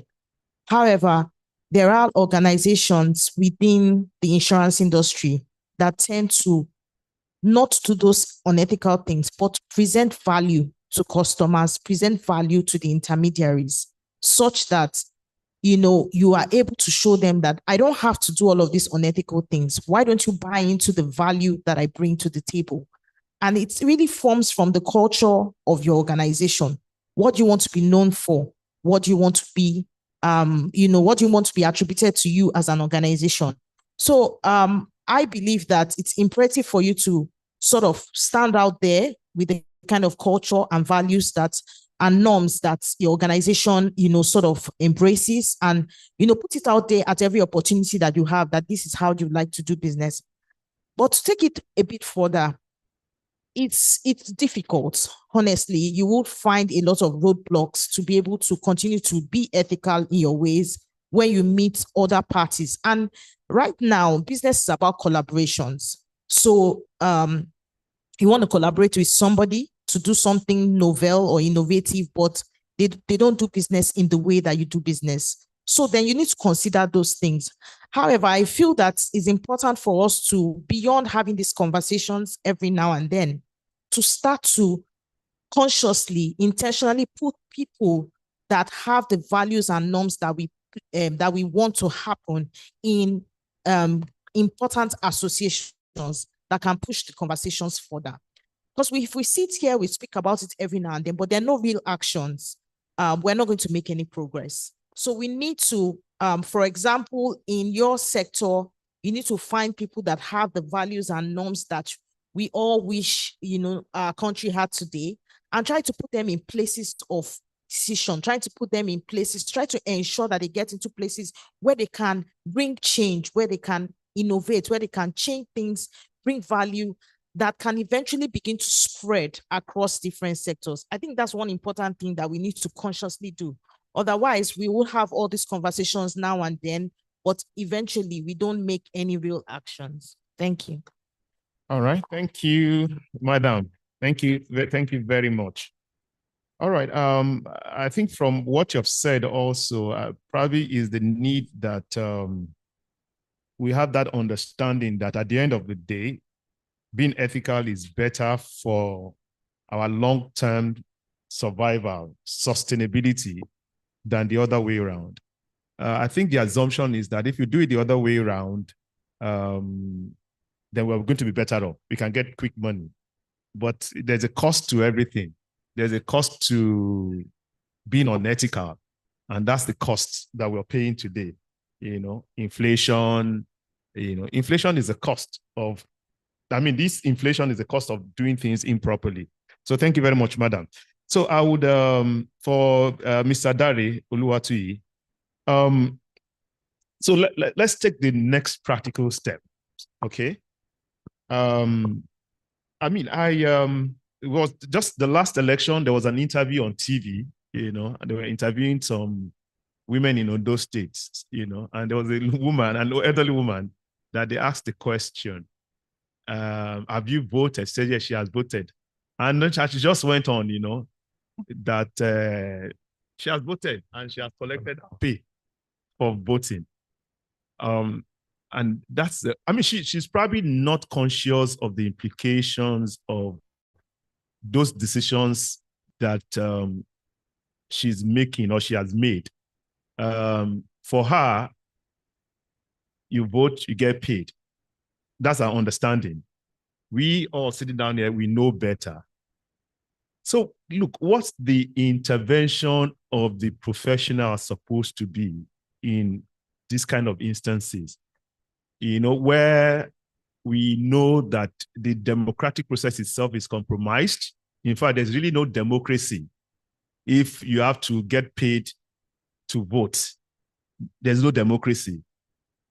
But there are professionals all around, What should their roles be in ensuring that the politicians will definitely want to do what they want to do until they lose power and then they are complaining, What should the role of the professionals be in these kind of situations?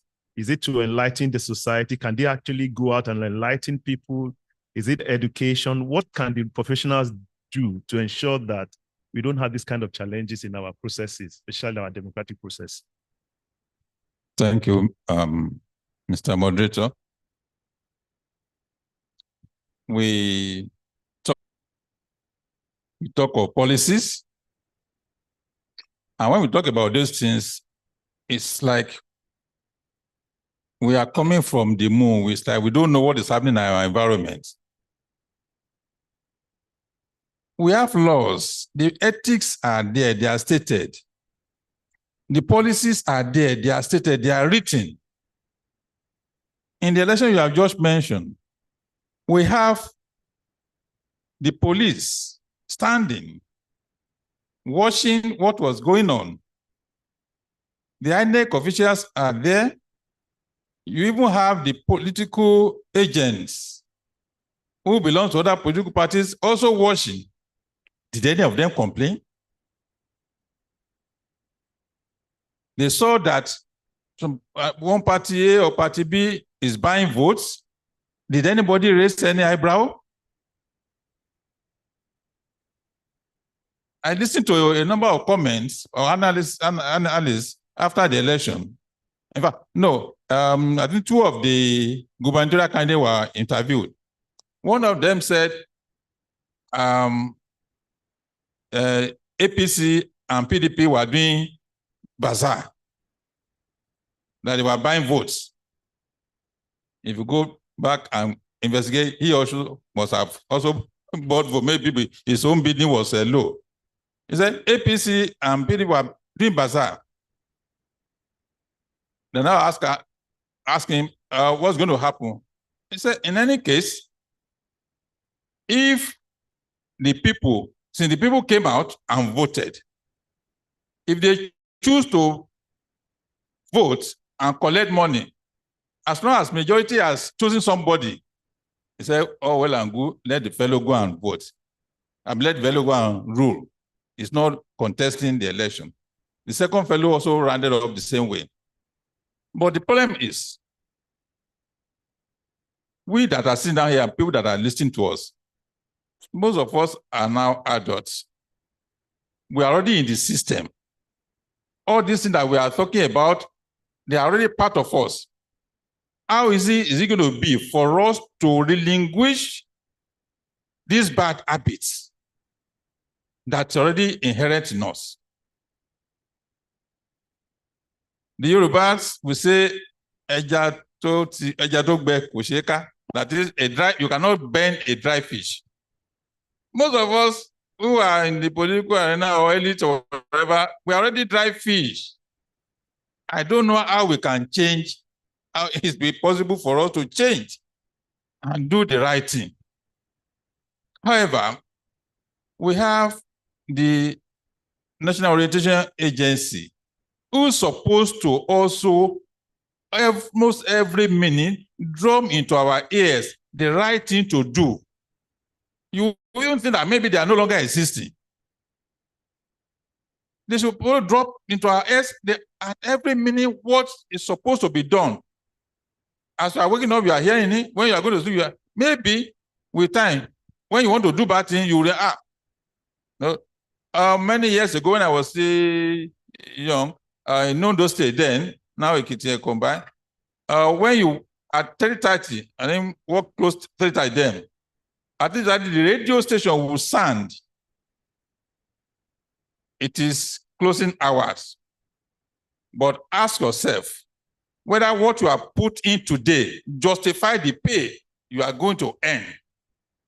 God is your witness. You will hear it every day at that time. And Nigeria was still good then. So we need to reinvent or re-engineer the whole situation. I like what the United States Sustainable Development Goals Book Club African chapter is doing. You know, the UNSDG goals, there are 17.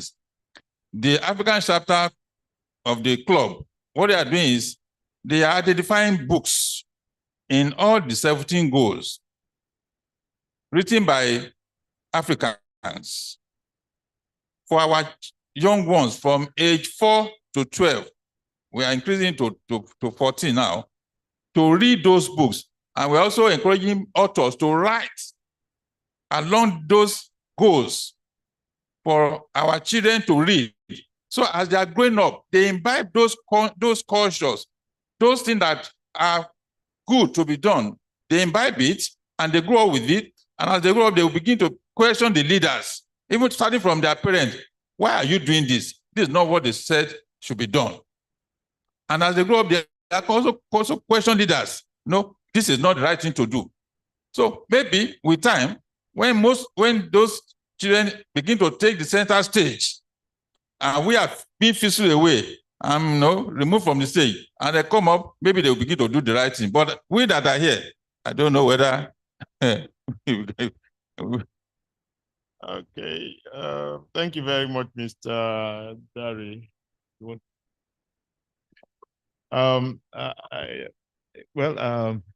I guess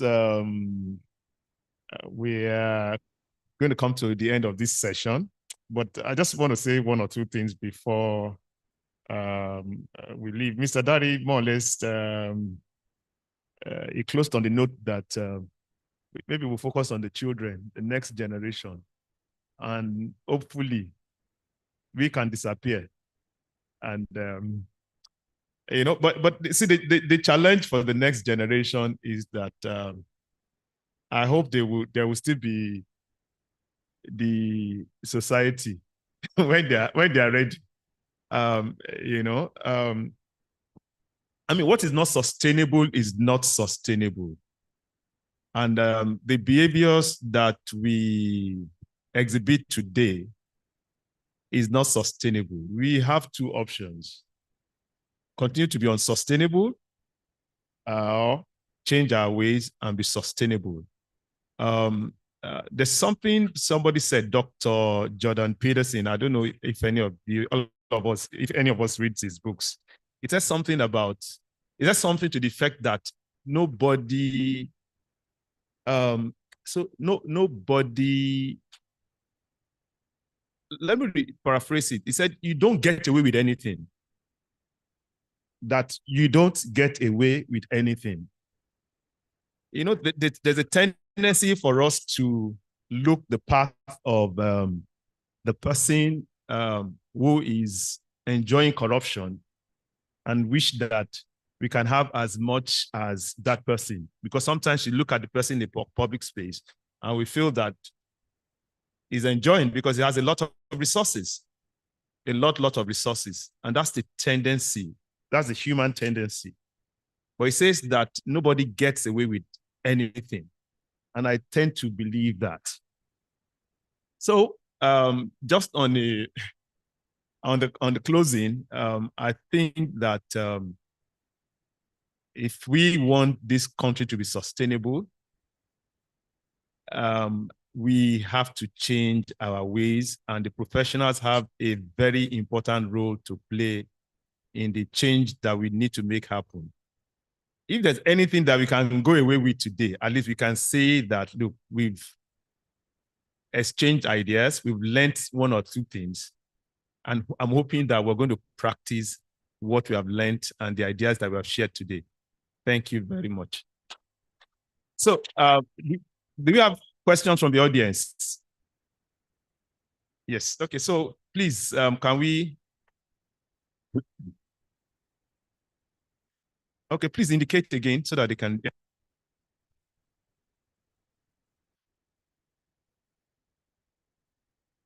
Thank you very much. You're very kind to give me the mic a second time.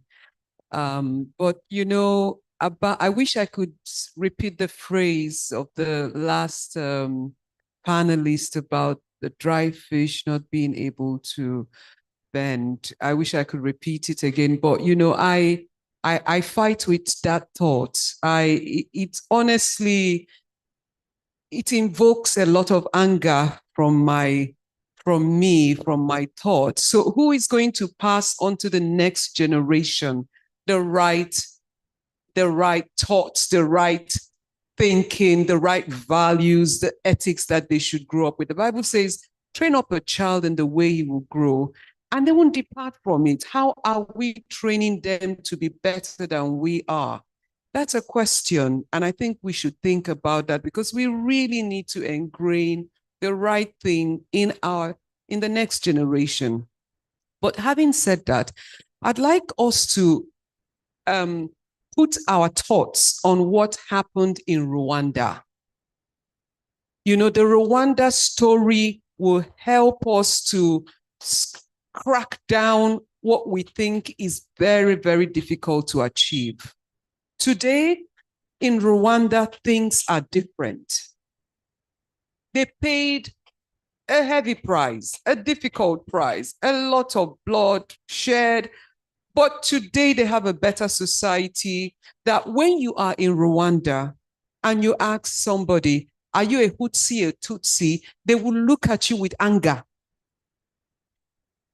What's the problem? Why are you bringing that up? What do you really want to know? So it's not whether I'm Igbo, Yoruba, or wherever we are from, but who are you? What have you got to offer? How are we professionals making a difference? How are we refusing to join the status quo? Can we all go back and say, this will stop today? We can do it. Like you said, sir, you're right. Nobody gets away with anything. But we have to decide that that is going to be our lot. We've sinned and we're going to pay for our sin. If we decide that every one of us here leaving this place and we make a pledge to ourselves, we will change the way our offices are run. We will change the way our institutions are run as long as I am there. I will speak up when I need to speak up and be the change. You will lose business. You will lose friends. But maybe that is a sacrifice. Are we willing to do that? And you know, when we say things like this, people will just turn off, you don't chop belefu, you have I don't have. But the truth is, if until we get to that place where we damn consequences, including our lives, this society is not going to change. Our institutions will not change. But we have to come to that point, and I hope sharing this will help us come to that point where we can live a better life for our children coming. Thank you again for giving me the mic. Thank you very much, madam.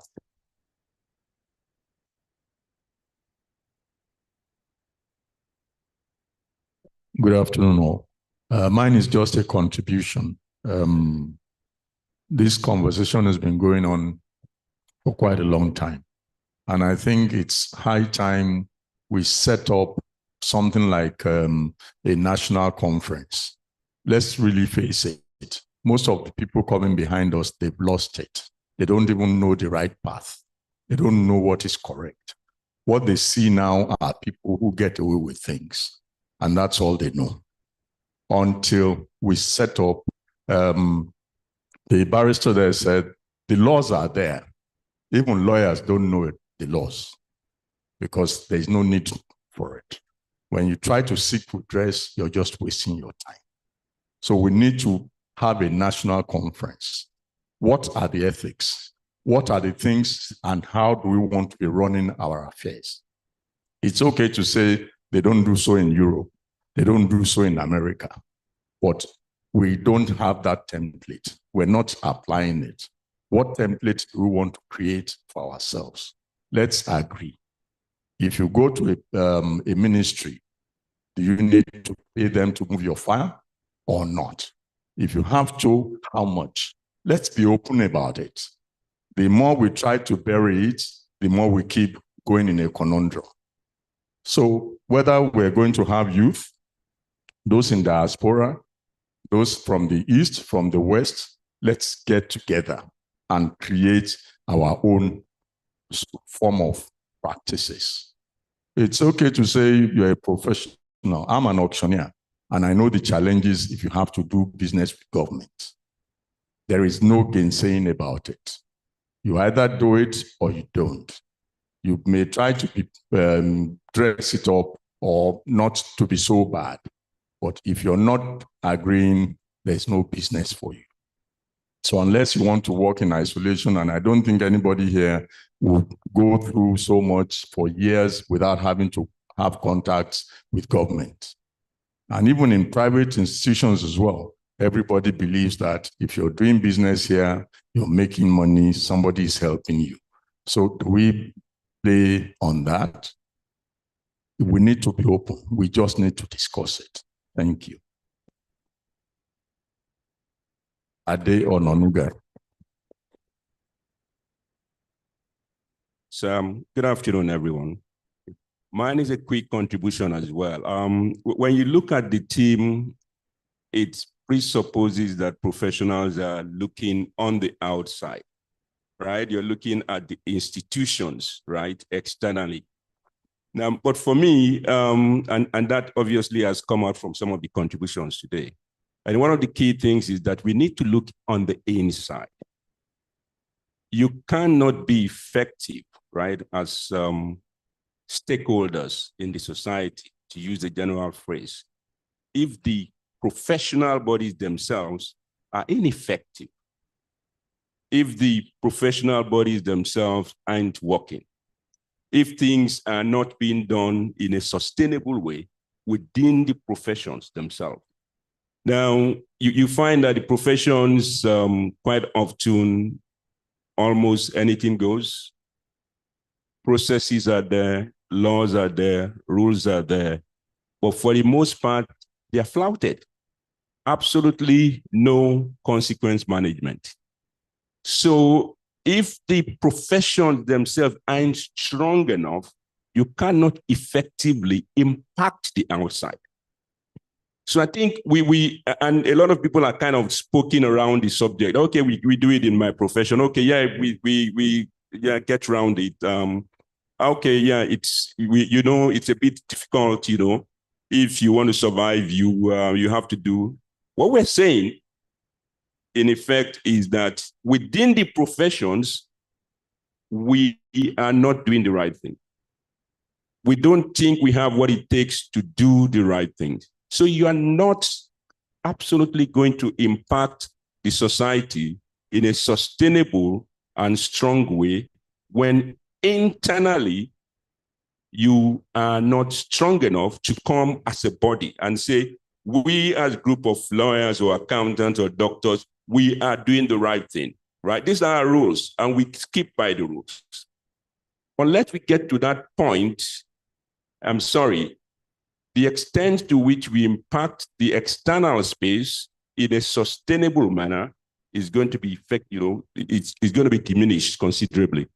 Yeah, thank you. My name is Wale Animation.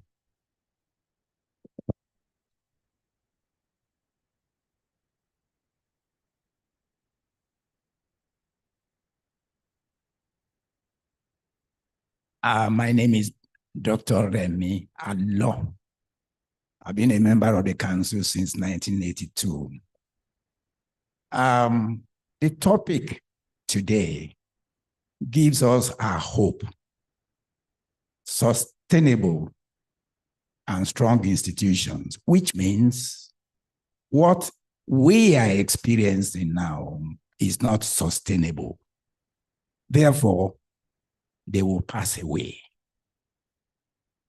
How then do we have sustainable institutions and values? I think one of the gentlemen there says we are all products of our inculcated values. We are all products of our inculcated values. What are these values? Integrity, contentment, selfless service without looking for immediate reward for yourself, and hard work. From my experience over the last 87 years, the value for integrity I learned from my secondary school, civics. I think civics subject should be introduced to all our schools, starting from primary, secondary to the university. As for the other values, selfless service, I will just mention one, which I learned from my father, who was not literally educated. That is, he didn't go to a primary school, didn't go to a secondary school, but very highly respected. 1966, just 2 weeks to my marriage, I drove down from Kaduna. I was at that time a financial controller of the textile industry. And my father woke me up in the dead of the night and asked me to stretch my hands, the fingers. I stretched. Said, if this one is cut off, would you be able to write as an accountant? And I said, it's not possible to write. Said, but when you take your pounded yam, I know you use fork now, but we used to use our hand. After you finished, which of the fingers washed the rest of the fingers? Is this same one. As soon as he's completed his job, it's separated, and the 4 cute fingers stay together. But they will still need this same finger to clean them or to carry anything. So that is what your life should be. Service, selfless service, without looking for immediate reward. I think this is what we should teach our children. We should do that. Mr. Daria said there are books that have to be written to teach these growing up children what these values are, because it's the basis of living. And you will be happy if you do it. As professionals, we owe this a duty. You must thank God that you've reached the pinnacle where you have reached. You must have contentment. You must be courageous. You must have values. You must work hard. And when you work hard, the reward will come. Thank you.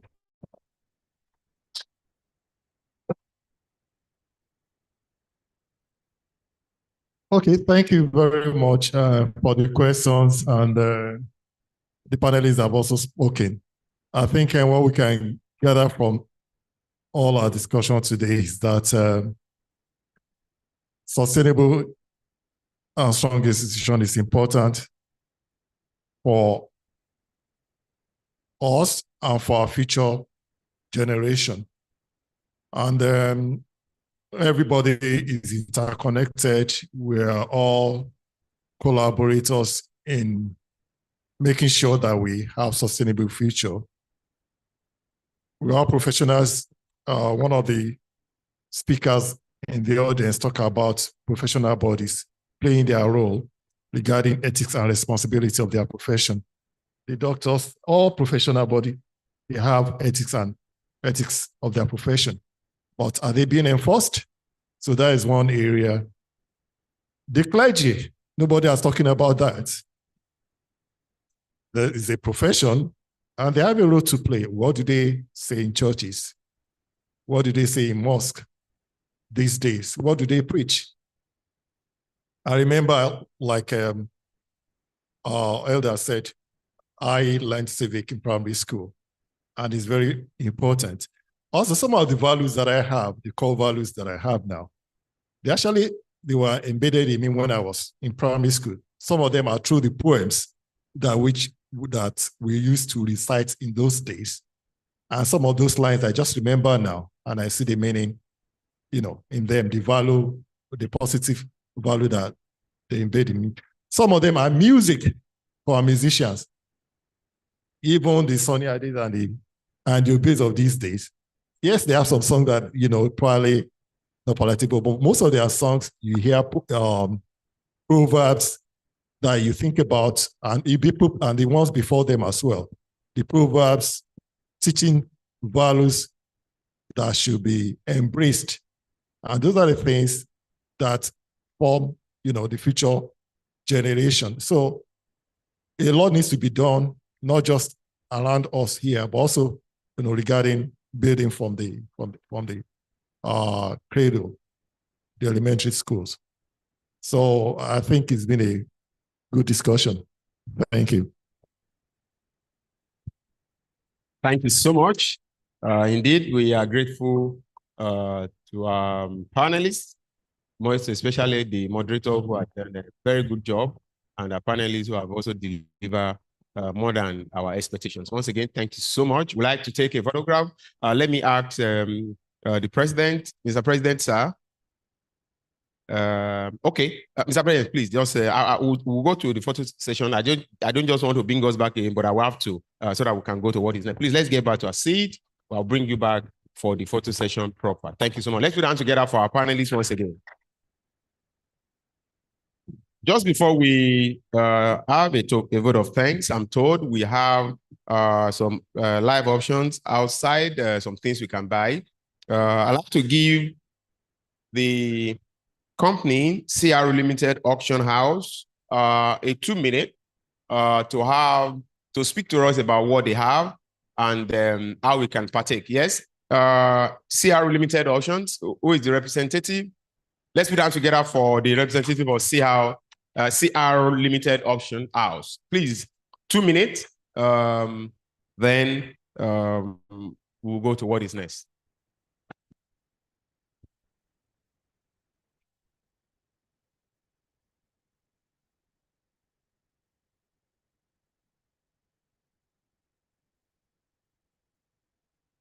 Your Excellencies, sirs and Mars, good afternoon all. My name is Ade Ononuga, the lead auctioneer of CR Limited Auction House. We are into the practice of providing auctioneering services. Basically, what we do is to help you to transform your dead assets, idle assets, into cash in the best and most transparent ways, whether within your organization. Some organizations tend to dispose items to their staff. We can organize that. And we've done that with a few companies with better results than the way they've been handling it before, because we put it online and it's very transparent and they generally get more money from that. You have idle equipments, either household or within your organizations. You're changing furnitures, you're changing your electronics equipments, will be available to them to the best way to realize the best returns on them. Because of time, we have some items that we have brought this morning. Right at the back there, you can just make us an offer. Most of them are not carrying what we call reserved price. For an auctioneer, if there's no reserve price, that means whatever the best price offer, it will be sold at that price. So we have also a hand flyer that we'll give out. We have an auction coming up on Thursday at our office at the mainland. So you're all welcomed. You'll be appreciated. We're here to serve you. Thank you so much. Thank you, sir. Thank you, Mr. Adenuga, right? Adenuga, right? Ade Ononuga, thank you so much. That's my brother and friend from Ijebu. Thank you so much. Let's put down together for Mr. Ade Ononuga once again. Thank you. Thank you, sir. So I'm told we have some presentations to be made to our panelists, I guess. I don't have the list yet. Eze.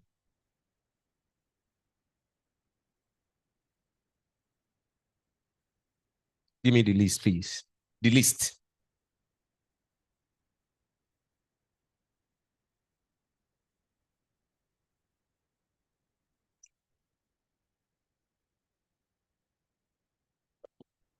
So we will have the honor to invite the president of the chamber and the chairman of council, Mr. Gabriel Idahosa, to make this presentation to our sponsors and the speakers. So, Mr. President, sir.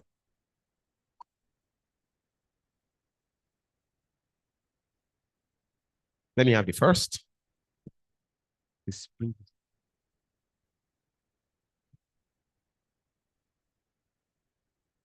our speaker, Mr. Sesson Akinsoya. Mr. Sesson, sir.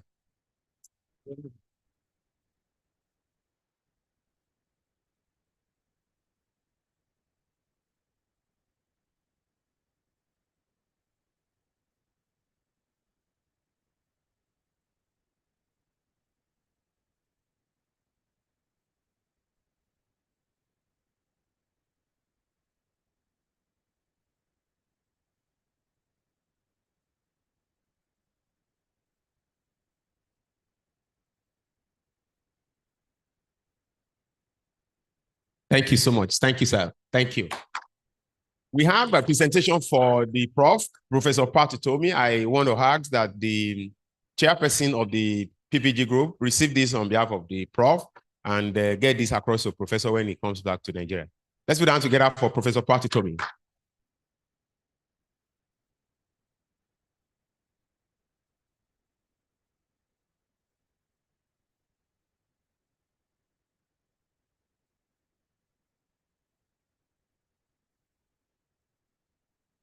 Thank you, sir. Thank you so much.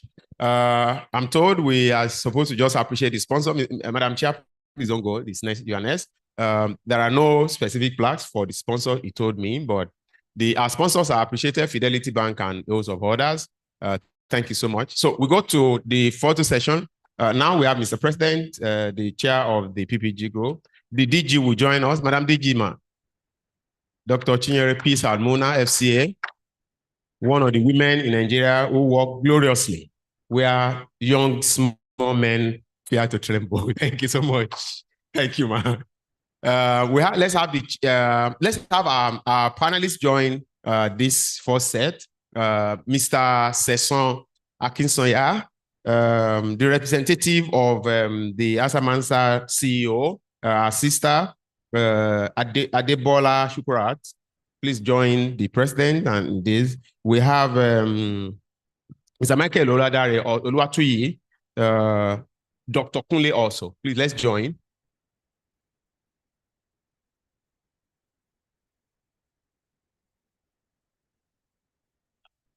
Once they go, I'll call the person.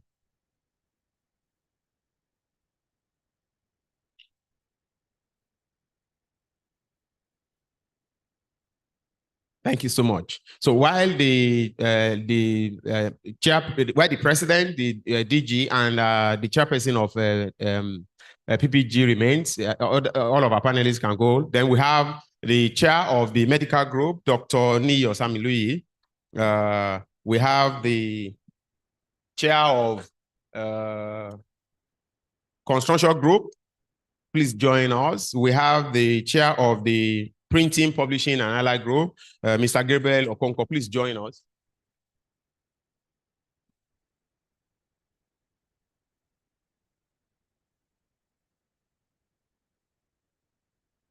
Okay, yes, please. The insurance group, please join us.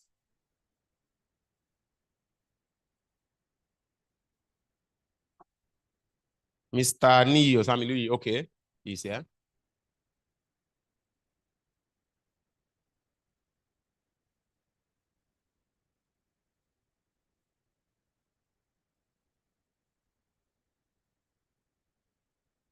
We have our honorary life vice president. He's our father. He will not to join us on this. Daddy, Dr.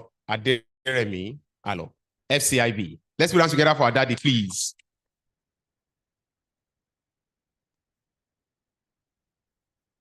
Okay, okay.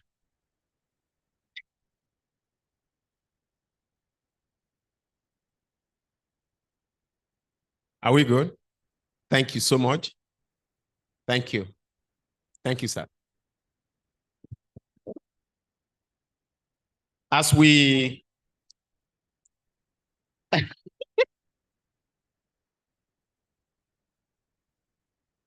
on a more serious note, I'm going to collect that secret thing from Daddy today. I will the source of that strength he will give me. Thank you, sir. Thank you, Daddy. Thank you. We'd like to bring this to a close, but we will do with the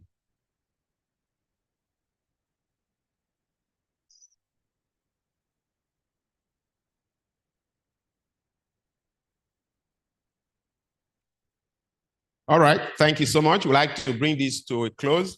We'll call on Mr. Michael Alatishe for a vote of thanks. Let's put them together for Mr. Michael Alatishe, please.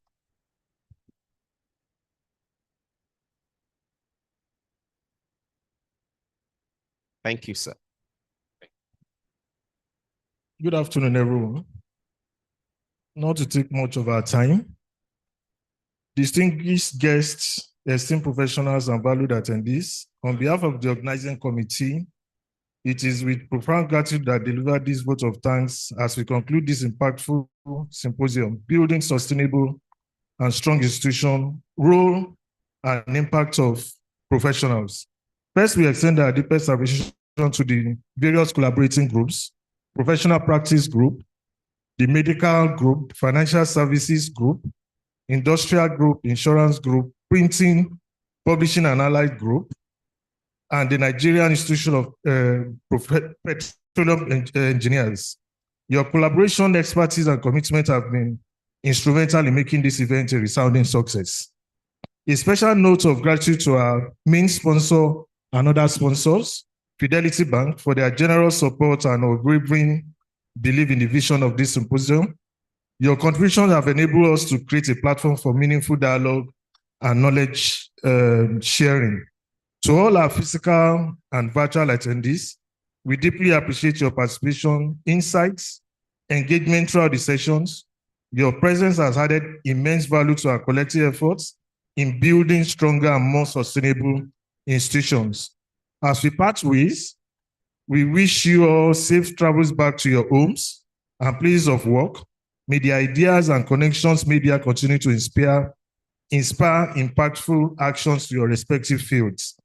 Thank you all once again, and we look forward to future collaborations. Safe journeys.